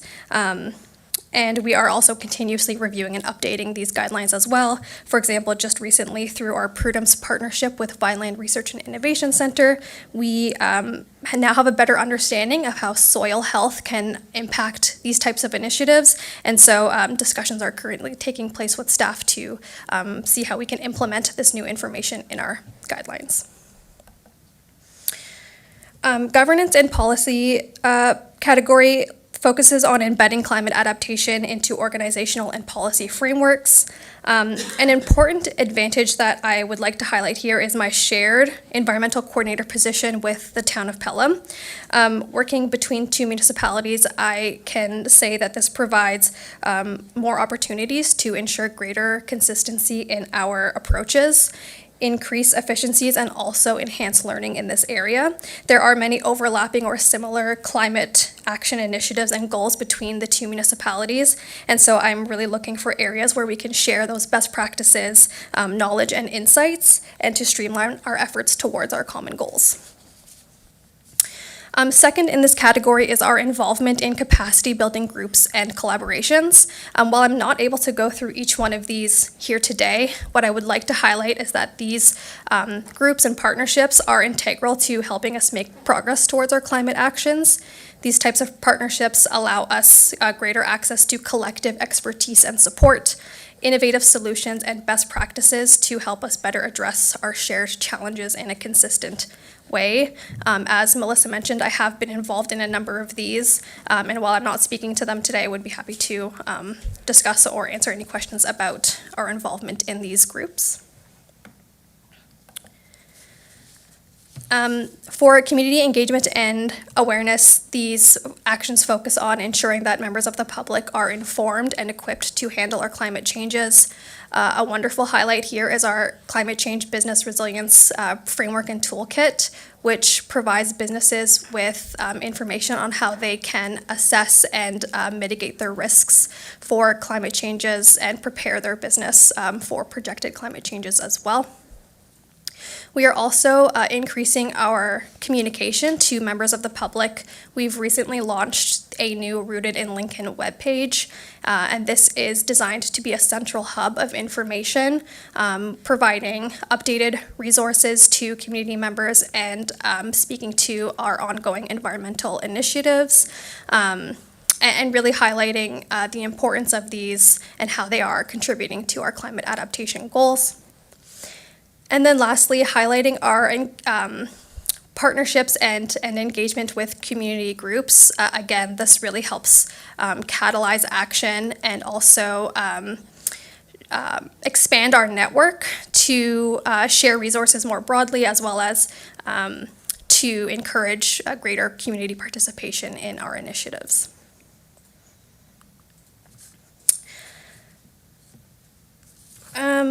Sorry. For research and innovation, these actions focus on advancing our environmental initiatives through strategic partnerships, innovative solutions, and securing resources.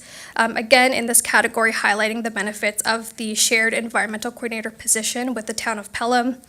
This allows for increased learning and information sharing, and for example, with respect to funding opportunities, I'm able to ensure that both municipalities are aware of and taking advantage of external funding. In line with that, staff at the town continue to prioritize research and partnerships to advance our environmental and climate change goals. And in 2024 alone, we have secured just over $40,000 in funding to complete our tree canopy projects, and I will speak more to that in a moment. So overall, what I think is the big takeaway here is that we have made some significant steps in implementing and addressing our climate change goals through the CCAP. And these investments and actions have collectively strengthened the town's ability to respond to the challenges posed by climate change. Moving forward in the remainder of 2024 and into 2025, we want to build on this excellent achievement and continue to progress with implementing our CCAP actions appropriately. And so to do that, we have identified 3 immediate priority areas of focus. That is going to include, first, enhancing education, awareness, and communication with town staff and the broader community. Focusing on the development of our climate action plans, including the corporate and community low-carbon resilience strategies. And 3, effectively implementing our tree canopy and stormwater management initiatives, many of which are already underway. I will speak to each of these just briefly. We've identified education, awareness, and communication as a foundational priority for both staff and community members. We believe that this is the first step needed to build capacity to take action, as well as to change behaviors in ways that will help us become a more resilient community. At the corporate level, we are looking to enhance internal education and communication among town staff. And we see this as essential to set a positive example for the community as leaders and stewards of the environment, as well as to build internal capacity to catalyze further climate action. At the community level, we are looking to raise public awareness and engage residents and local businesses in climate adaptation. Public outreach will empower the community to adopt sustainable behaviors and prepare for climate changes.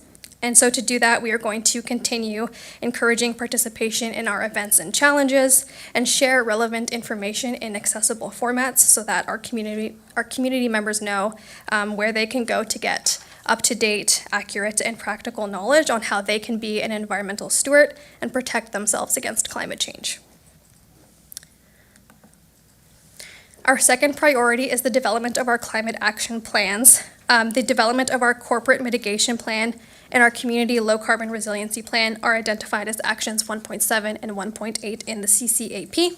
And these are crucial for outlining the approaches that the town is going to take to reduce greenhouse gas emissions, to ultimately slow climate change and enhance our community's ability to adapt to its effects. Our corporate plan will address GHG emissions from the town's infrastructure, assets, operations, and services, and will provide specific recommendations on how to reduce GHG emissions with considerations for cost savings, operational efficiencies, and long-term sustainability. And the community plan will extend these efforts to the broader community by developing a set of low-carbon resiliency actions that can be accomplished in partnership with residents, the public and private sectors, and local stakeholders. To develop these plans, staff will continue working and engage with the framework provided by the Partners for Climate Protection program, which we joined in 2022. This free program supports and guides municipalities in reducing GHG emissions at the corporate and community level. And work has already been underway on this, so town staff will continue to follow this milestone framework to inform the development of these climate action plans. As I mentioned previously, climate change impacts are already being seen and felt in our community, and so therefore successfully implementing and expanding upon our urban tree canopy and stormwater management initiatives is a high priority. These initiatives contribute to our climate goals through the reduction of carbon in our atmosphere, improving our air quality, reducing the risk of flooding, and more. To help us accomplish these initiatives, we first have our Urban Forest Working Group. This group is comprised of Lincoln citizens and several council and staff members, and it is mainly focused on reviewing and advancing the town's tree-related practices and policies. Although newly established in November 2023, to date, this group has accomplished much, including the introduction of a new administrative penalty system for unauthorized tree removals, a review of urban forest best practices from other municipalities, implementation of new tree planting standards and specifications for the town, and more. And on the horizon, the group will be continuing to support our town events and initiatives and are also exploring the potential for a new private tree bylaw.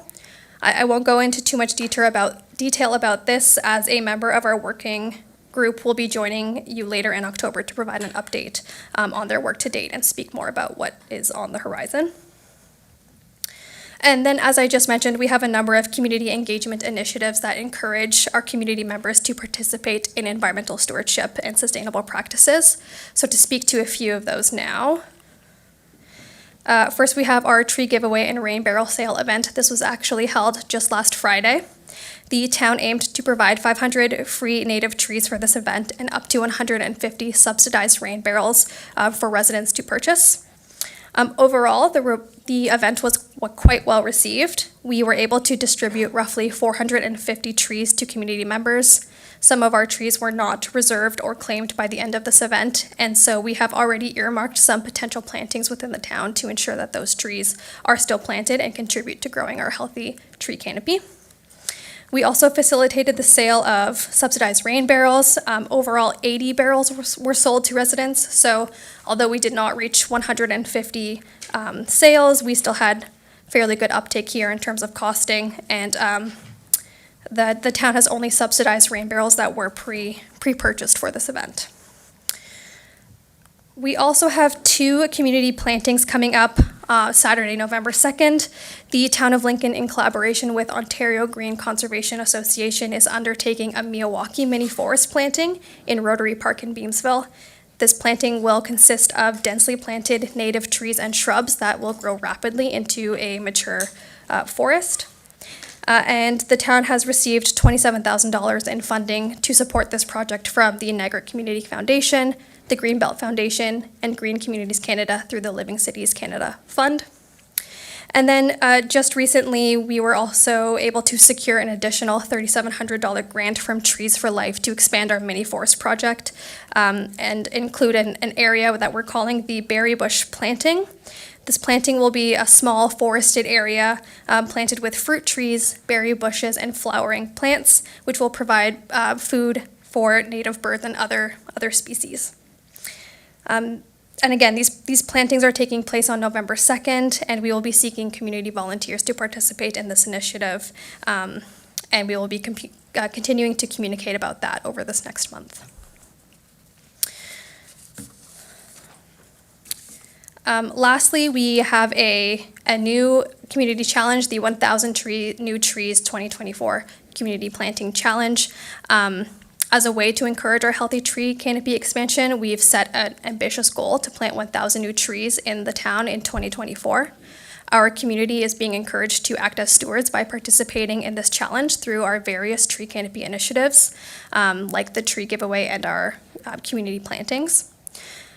In addition to our residential tree plantings, we are also encouraging businesses to participate in this challenge. So this fall, we are offering a new initiative called the Local Lincoln Tree Business Sale.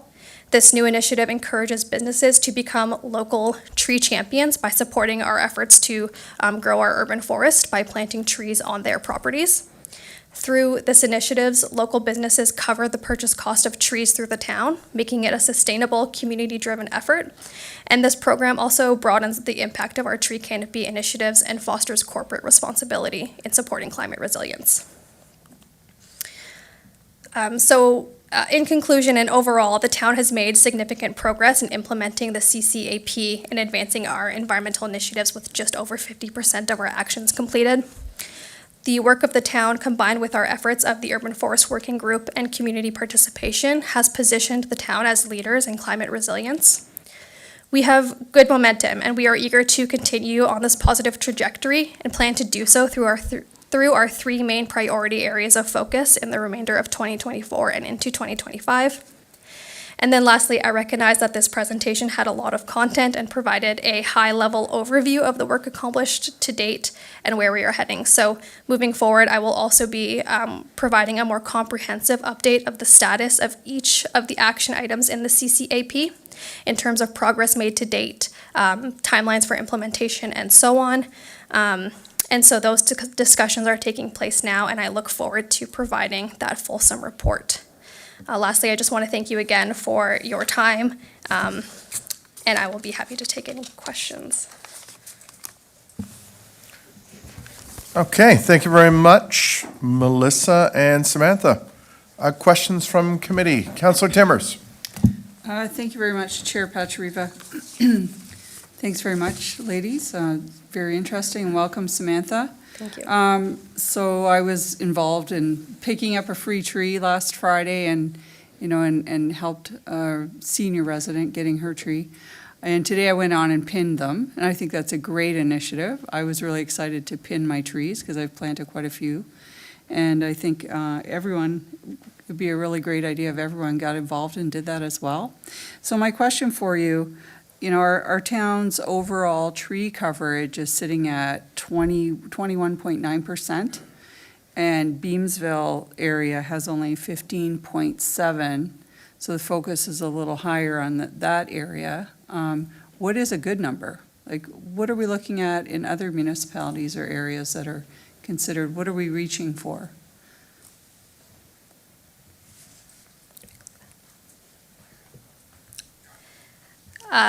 Thank you through the chair.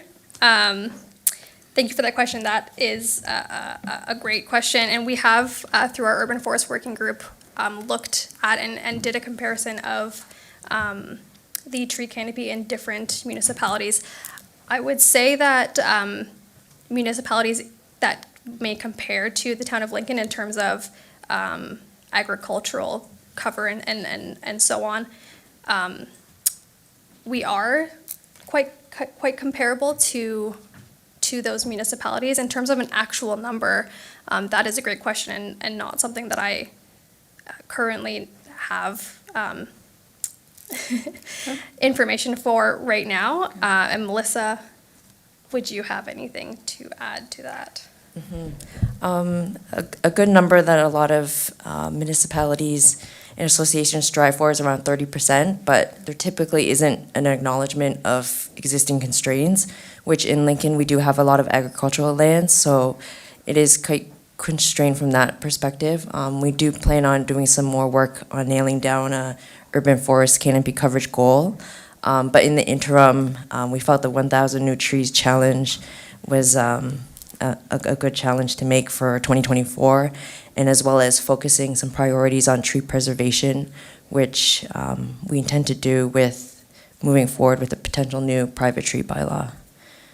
Okay, no, that's good. More information to come. Sure, no, that sounds good. I'm just wondering what, what's our goal, right? What's a good number? So, through you, Chair, another question just around the Miyawaki forests. I had the opportunity to be in Japan in the spring, and we had discussed those just prior to me going, and I saw many of them. And it was really inspiring. They were everywhere. And the first ones that I saw were actually at the Tokyo airport. Outside the windows, you could see different plantings, and they actually had plaques, with the name on it and what the initiative was. So it's really interesting. And I know in your report you talked about doing a planting up at Ashby, and I'm just wondering how we identify where these kinds of things could go, and if we're looking at other parts across the town like Vineland. Just putting that out there for you. Through the chair, thank you for that question. In terms of how the Ashby Park planting was determined, I'm actually unsure about that origin, and maybe Melissa will be able to answer that specifically. But I can highlight that we've been working with the Niagara Peninsula Conservation Authority, the NPCA, and just recently they worked with us to map all of our potential public planting areas. And so through the Trees for All partnership with the NPCA, we can look to securing funding to be able to plant through those areas that they've provided, and that's something that we are speaking about internally with staff about how we can move forward with those types of projects. Yeah, no, that's great. I think that helps a lot. I'm just wondering how you're identifying. So you've got a map and you've got ideas of where are the best places. That's perfect. Thank you, Chair. Thank you very much. Thank you, Councillor Timmers. Councillor McCulloch. Thank you very much. Through you, Chair Patriva, to our new climate change. Pleasure to meet you. Welcome to the town. We've not met yet, except for right now. Question I have with regards to your role, or what sort of influence you would have. So when we look at development applications, we talk about sewer capacity, we talk about, storm sewer, all sorts of that. Does your position, or do people with your expertise weigh in on applications as far as whether or not the capacity is actually appropriate, or not just today, according to whatever data or stats or whatever regulations are in place? And I don't even know when those regulations, how dated they are. It's just when I read a lot about flooding in neighborhoods and this and that, and it seems to be a concern of a lot of residents. Do you have that ability to weigh in on those sorts of, or bring your opinion forward?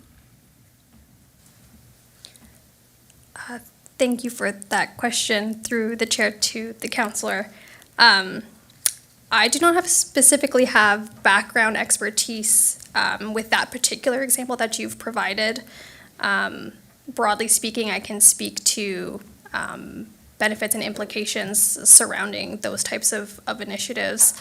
And I'd also like to highlight that I am very passionate about my role here at the municipality, and looking always for opportunities to expand my knowledge. And so if that is something that I can learn and be integrated into, I would be happy to do so. But at this time, I do not have specific expertise in that specific example. Okay, so it's just a question of curiosity, just, when I hear about permeable pavement and this and that, and I just don't know what sort of, who would look at that sort of thing and make determinations. So thank you. Okay, thank you, Councillor McCulloch. Mr. Kirkopoulos? Through you, Mr. Chair, maybe just to dovetail on Samantha's answer, I would say probably not directly, or as directly maybe as Councillor McCulloch has asked the question, but I think a lot of Samantha's work, a lot of the work we do in this particular area, I think about the work with the climate change, with the tree canopy working group. What we do there and what we're talking about there should become and will become and is starting to become part of the conversations we're having around development applications. And so maybe not as direct, Councillor, in terms of the input, but I think about some of the tree policies we're moving forward with, some of the coverage conversations we've had. That is making its way into our bylaws, it's making its way into development applications, and so maybe not as directly, but I do like your suggestion or your comment, and something that I think as we look at different conversations we have around development applications, we're trying to put a climate lens to it, we're trying to put an environmental lens to it. So I think while Samantha's probably not doing herself justice by saying she's not that involved with it, but I would say indirectly in a lot of ways, her work and the work that her and Melissa and others are doing, again, I go to our working group and our community members, really is changing the way we look at development. Thank you, Mr. CAO. Mayor Easton. Thank you very much, Mr. Chairman. Thank you for your report, Samantha. It certainly covers a lot of ground. In a short period of time, you've managed to pull things together and keep us on track. And so I'm curious about how you will be presenting this as part of the budget process. Have you and Melissa talked about that? What is the plan so that we can continue to move?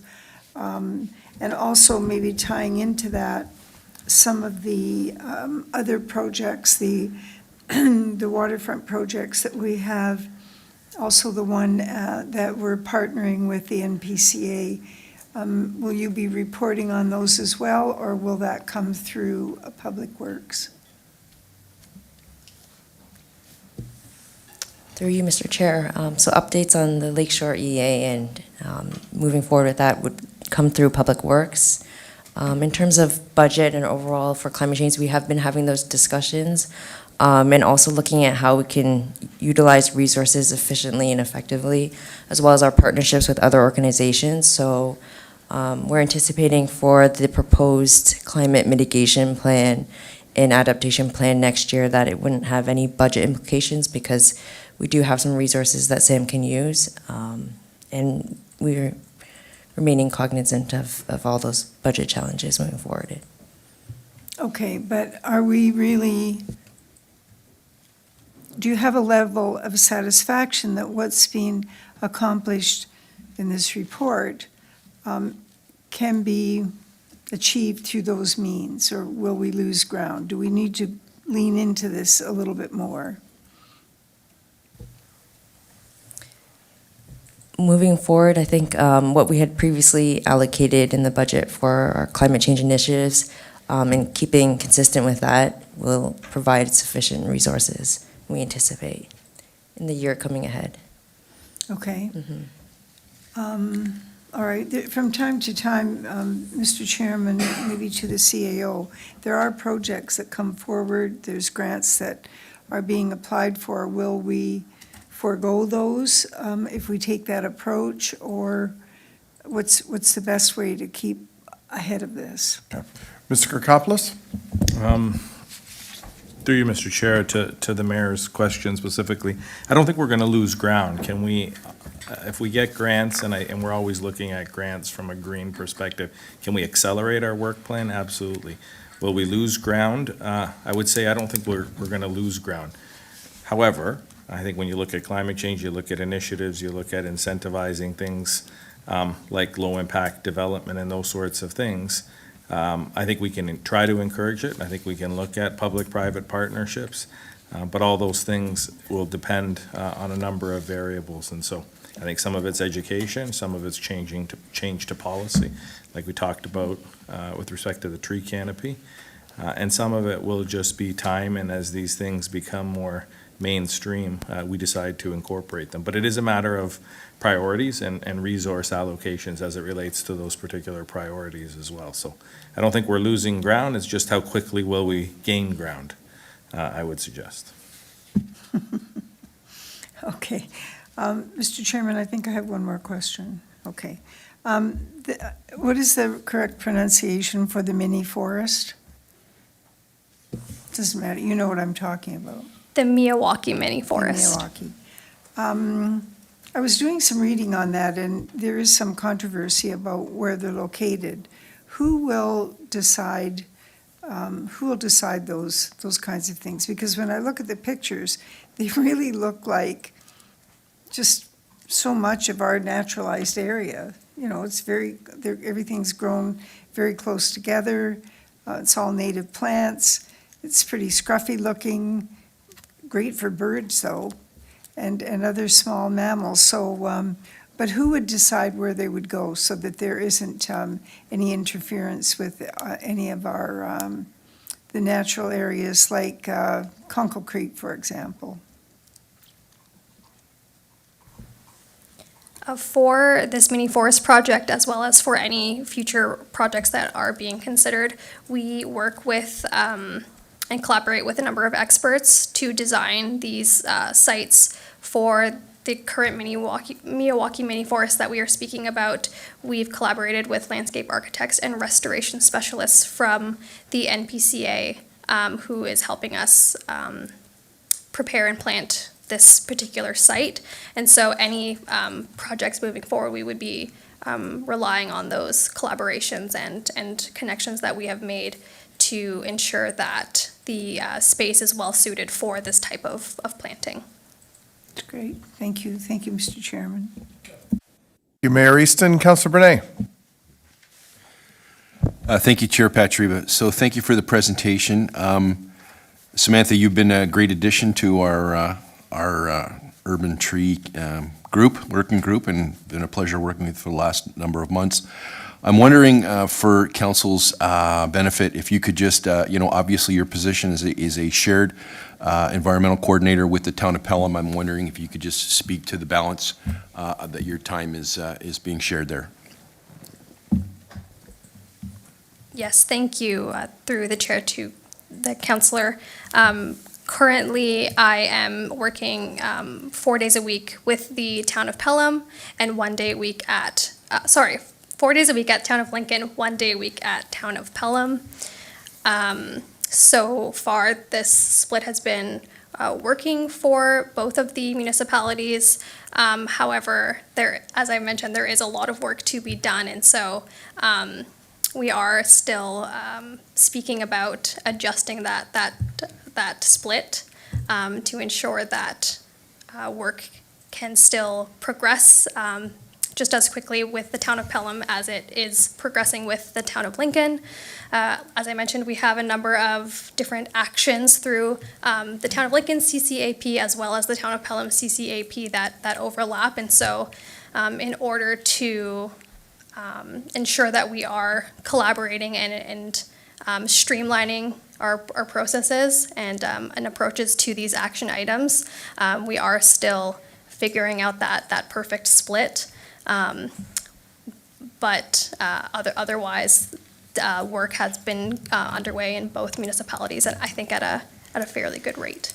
Well, that's great. That's perfect. I'm sure our CEO is working behind the scenes with other municipalities to bring other groups on board as well as we speak. So also, I was wondering if you could just talk further in terms of the community engagement and awareness to the mayor's comment about budget and how we move forward. So you talked very briefly about the climate change business resilience piece. Wonder if you could just kind of elaborate on how you're moving that forward in coordination with businesses to make sure that we're working collaboratively and that it's something that they're going to embrace. Sure, thank you for that question. We continue to communicate about the Business Resilience Toolkit and accessible guide to businesses through our, this document's provided through our website as well as through Cameron, sorry, what is it? Our economic development team. And also staff continue to review the Business Resilience Framework and Toolkit to be able to provide updates to businesses within Lincoln. Additionally, engaging businesses in the local Lincoln business tree sale, I think, will bring some of this information to the forefront again and continue to remind businesses about all of our environmental initiatives and tree canopy goals that are currently ongoing. And I'm hoping that moving forward, we can continue to communicate how these tree canopy initiatives also contribute and are outlined actually as specific actions within the Business Resilience Framework and Toolkit as adaptation measures that businesses can take to reduce their risks to climate change. So ongoing communication about that and ongoing updates as well to make sure that we're staying up to date and providing accurate information to our businesses. Okay, that's great. And lastly, Chair Patriva, just, you kind of ended your presentation on something that you plan on doing moving forward, which I think is very important, is giving council like regular updates, whether it's quarterly or what you're planning on doing. I think that's very important. And, when you talk about community engagement and awareness, when we leave this property and we come in every day, we see a sign on the front lawn, Lincoln Brock, Living Lab. I'm not so sure many people understand that, don't understand it, don't understand what we're working on. When we get into different projects, like Jordan Village improvements, we hear about initiatives working with VERIC. I think it's very important that if we're going to be successful and we get people to embrace climate change, that we keep people aware, as well as this council, with all those initiatives. And listening to Melissa talk about, your background and what you've been involved in, I think we can look forward to some positive results moving forward with that. So thanks very much. Thank you, Chair. Thank you very much, Councillor Bernay, and I would ask Vice Chair Murray to take the role of chair so I can ask a question. Please go ahead. Okay, thank you, VC. Samantha, thank you very much for the presentation, you and Melissa. Question that came up, and I'm thinking already about budget, and we talked about grass cutting. So on our street, and this was raised during election canvassing a couple years ago, and it just kind of tweaked reading your presentation over the weekend. I live on a cul-de-sac. There's a cul-de-sac at either end of the street, and all that's there is cement with grass, and the grass needs to be cut. But neighbors have said, and not only in our neighborhood, but a number of these, what about planting some trees there? So it would increase the urban tree canopy, would get us closer to that 30%. It would cut down on the need to cut the grass. What are your thoughts on that? And seeing we've got 50 trees left over from the tree giveaway. I mean, I like to connect dots. I know that's probably too expeditious, but, wondering what your thoughts, if that's something that can check some boxes as we go down the line.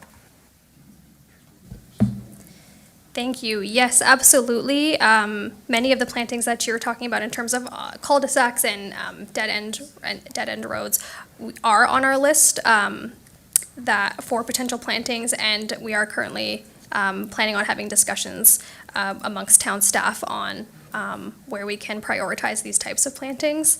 So that is on our radar. And I would also like to highlight part of the Miyawaki Mini Forest. I mentioned that expansion for the Bird's Berry Bush.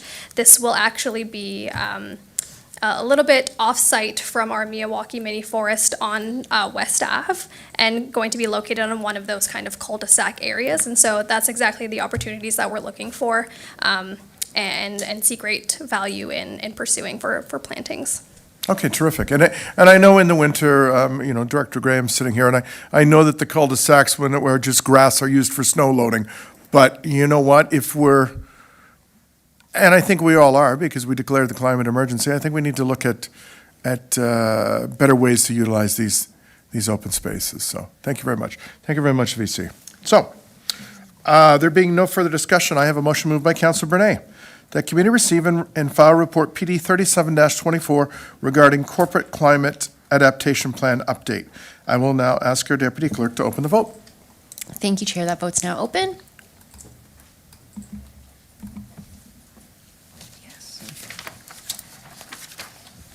And I'll close that vote.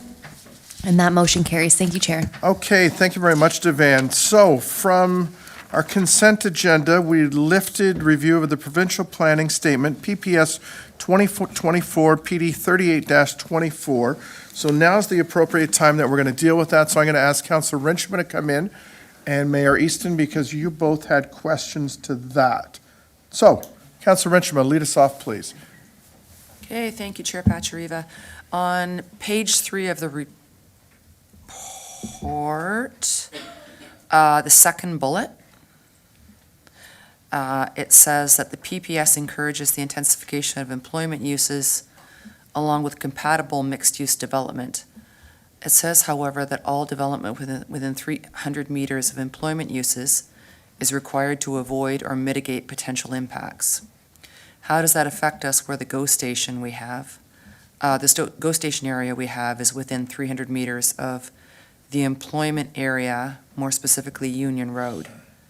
So how will having those existing employment areas affect the proposed development within 300 meters at the future GO station hub?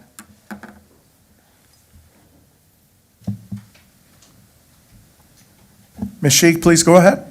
Through you, Mr. Chair, to the councillor. So the change in land use compatibility is to ensure that any future potential uses within 300 meters are minimizing and mitigating potential impacts. So it's not necessarily prohibited, but ensuring that everything has been done to absolutely minimize any potential impacts on the employment areas. And I just want to clarify as well with the new PPS policies that employment areas are strictly the industrial type areas now, which are located on the east side of Ontario. The office type employment areas that you would see in the Beamsville GO district area are now not technically considered employment areas. So that would be treated as a different type of light office use. Yeah, that's an interesting point. I read that too, so the definition has changed. And I also have another question through you, Mr. Chair, to clarify. We have an existing approved rezoning of the property at the northeast corner of Green Lane and Ontario Street. If someone, and that property is for sale, if someone were to buy that property, or the existing owner, for example, and apply for a building permit for that property, how would these new policies affect what they have approved at the moment, or do they? Would the property owner be required to review the development to ensure it complies with the provincial policy statement as revised, or is an approved rezoning enough to obtain a building permit? Through you, Mr. Chair, we're looking more into the transition regulation, but it's our belief that the zoning has already been approved, so that use is permitted. It would only be if there was a zoning amendment on the property that it would reopen new studies. I was just wondering if there's anything, yeah, I think you're probably right, but I was wondering if there's anything between the approved zoning and building permit that they have to comply with, but you're not thinking so? Not that we're aware of, but we're working with our provincial counterparts as well as regional counterparts in terms of interpretation of the new PPS. Okay, thank you, Mr. Chair. Thank you, Councillor Wrenchma. Mayor Easton. Mr. Chairman, this document appears to be pretty consistent, that it's going to be around for a while. I hope that's the case. There have been some fairly large projects that we've been looking at recently. What is the thinking around how the public will be introduced to this new legislation? Because I don't see a lot of movement in terms of understanding how the rules have changed. This is quite a diversion. What is our plan for assisting the public the next time we have a public meeting? How are we going to ensure that we have moved? Okay. Melissa, do you want to start us off, and then maybe our CAO will jump in? Sure, through you, Mr. Chair, to Madam Mayor. Through our official plan review process, we plan on getting a summary of these updates out, as well as ensuring that our new OP policies are consistent with as required by the province with these new policies. So through that process, we anticipate getting this out to the public and getting further engagement on that. Okay, so I think it takes 6 or 8 times to introduce a major change to people. In my experience, I don't know whether that's going to be enough. Mr. CAO may have some comments on that, but I see that we have not really moved in terms of thinking from the way planning was done in the 1980s. We're still talking about the same things. The public are bringing forward the same issues, and they've been removed. They're not relevant in this new legislation. I think we need something more, but I'm not the expert. What else can we do? Yeah, so is your suggestion, your worship, and through, the planning reports that we get, like highlighting these changes in bold type and how it changes the way that we look at things? Because like you say, we get the noise questions,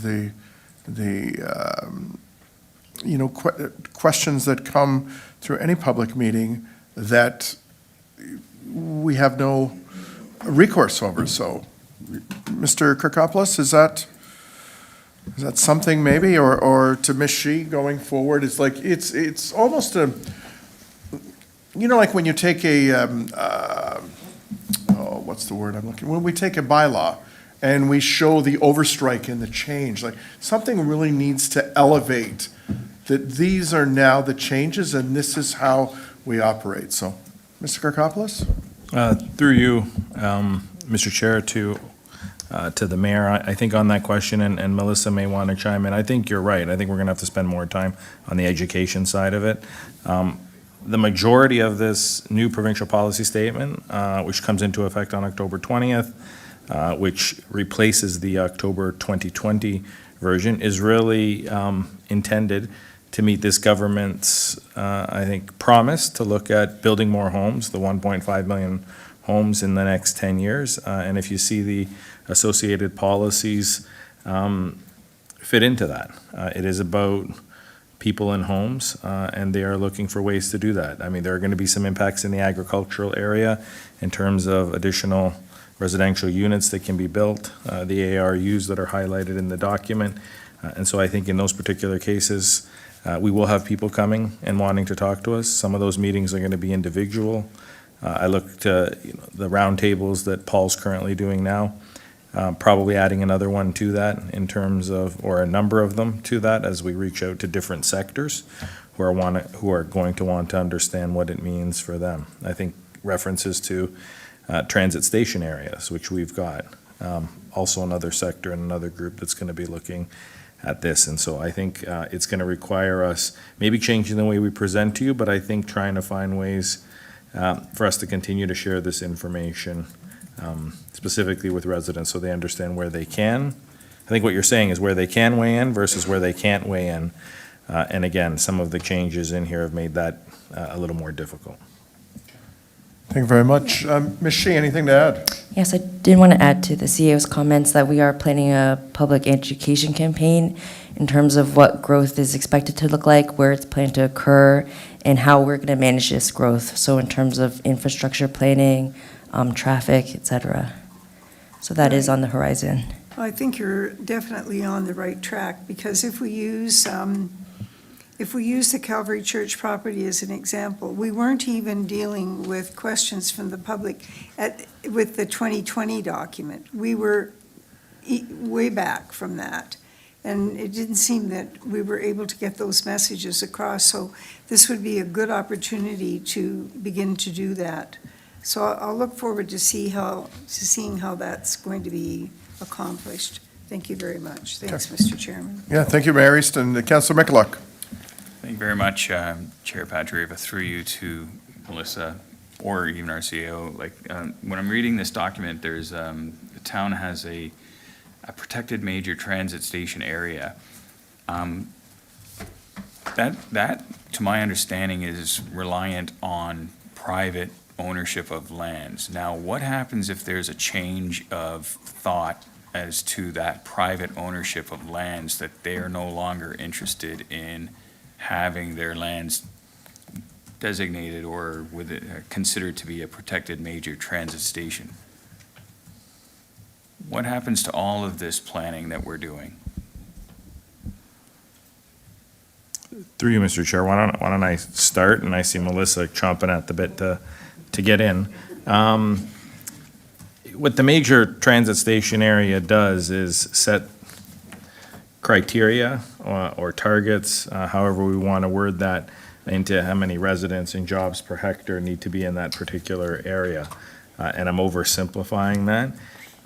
I would suggest that should, let's say that a decision is made in the future, that no longer is the case, and we don't want to have a transit station in this particular area, or the private group currently working with Metrolinx doesn't want to have a transit station in the group. There are existing land use permissions in that area. They would then go through a process, either to keep them with those existing land use permissions or to change them. However, it is an area that is within the urban boundary for the most parts, and so it would likely be subject to similar type of growth based on the new provincial policy statement, but I can't necessarily say it would be as dense, but you're definitely going to see, I think, similar ideas, concepts than what we're seeing right here, than what is proposed as part of the major transit station area. But again, the MTSA, within the confines of the provincial policy statement, lays out things, as I said, relative to residents and jobs on a per hectare basis, as well as other things in terms of commuter parking, transit supportive and complete community ideas as well. Appreciate that response. Melissa, though, may have more sorry. to add. Through you, Mr. Chair, I agree with the CEO's comments, and just want to add that by planning for higher densities in a complete community in this area, it would also help to support and encourage a future station at the area. It could be another form of transit station, but it would encourage that nonetheless. Yeah, thank you for that response. The concern I have is that, you know, this is land. This is land that's being carried at the expense of a property owner. And I think we sat at a round table and Councillor Bernay had brought it up. Like, we've been talking about this for X number of years, and it seems like it's going to be another X number of years before we even hear of anything. Like, I don't know if there's even a drawing of what it could look like, or a conceptual dream of what it could look like. So it just concerns me when we are always relying on this protected major transit station area to, I'm not going to say encourage, but to, you know, to allow for this higher density that I'm not sure if everybody's really wanting in these neighborhoods. So that's why I bring that up at this time. Thank you. Thank you, Councillor Michalak. Okay, there being no further discussion, I have a motion moved by Councillor Rinchema that committee receive and file report PD 38-24 regarding the provincial planning statement PPS 2024 update. I will now ask our deputy clerk to open the vote. Thank you, Chair. That vote's now open.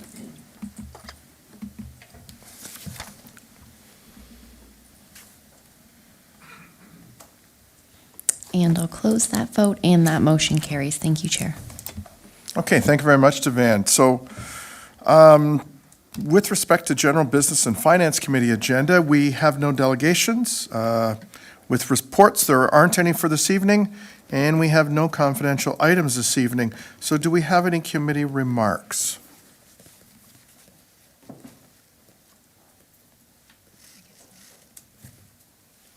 Okay. There being no further discussion,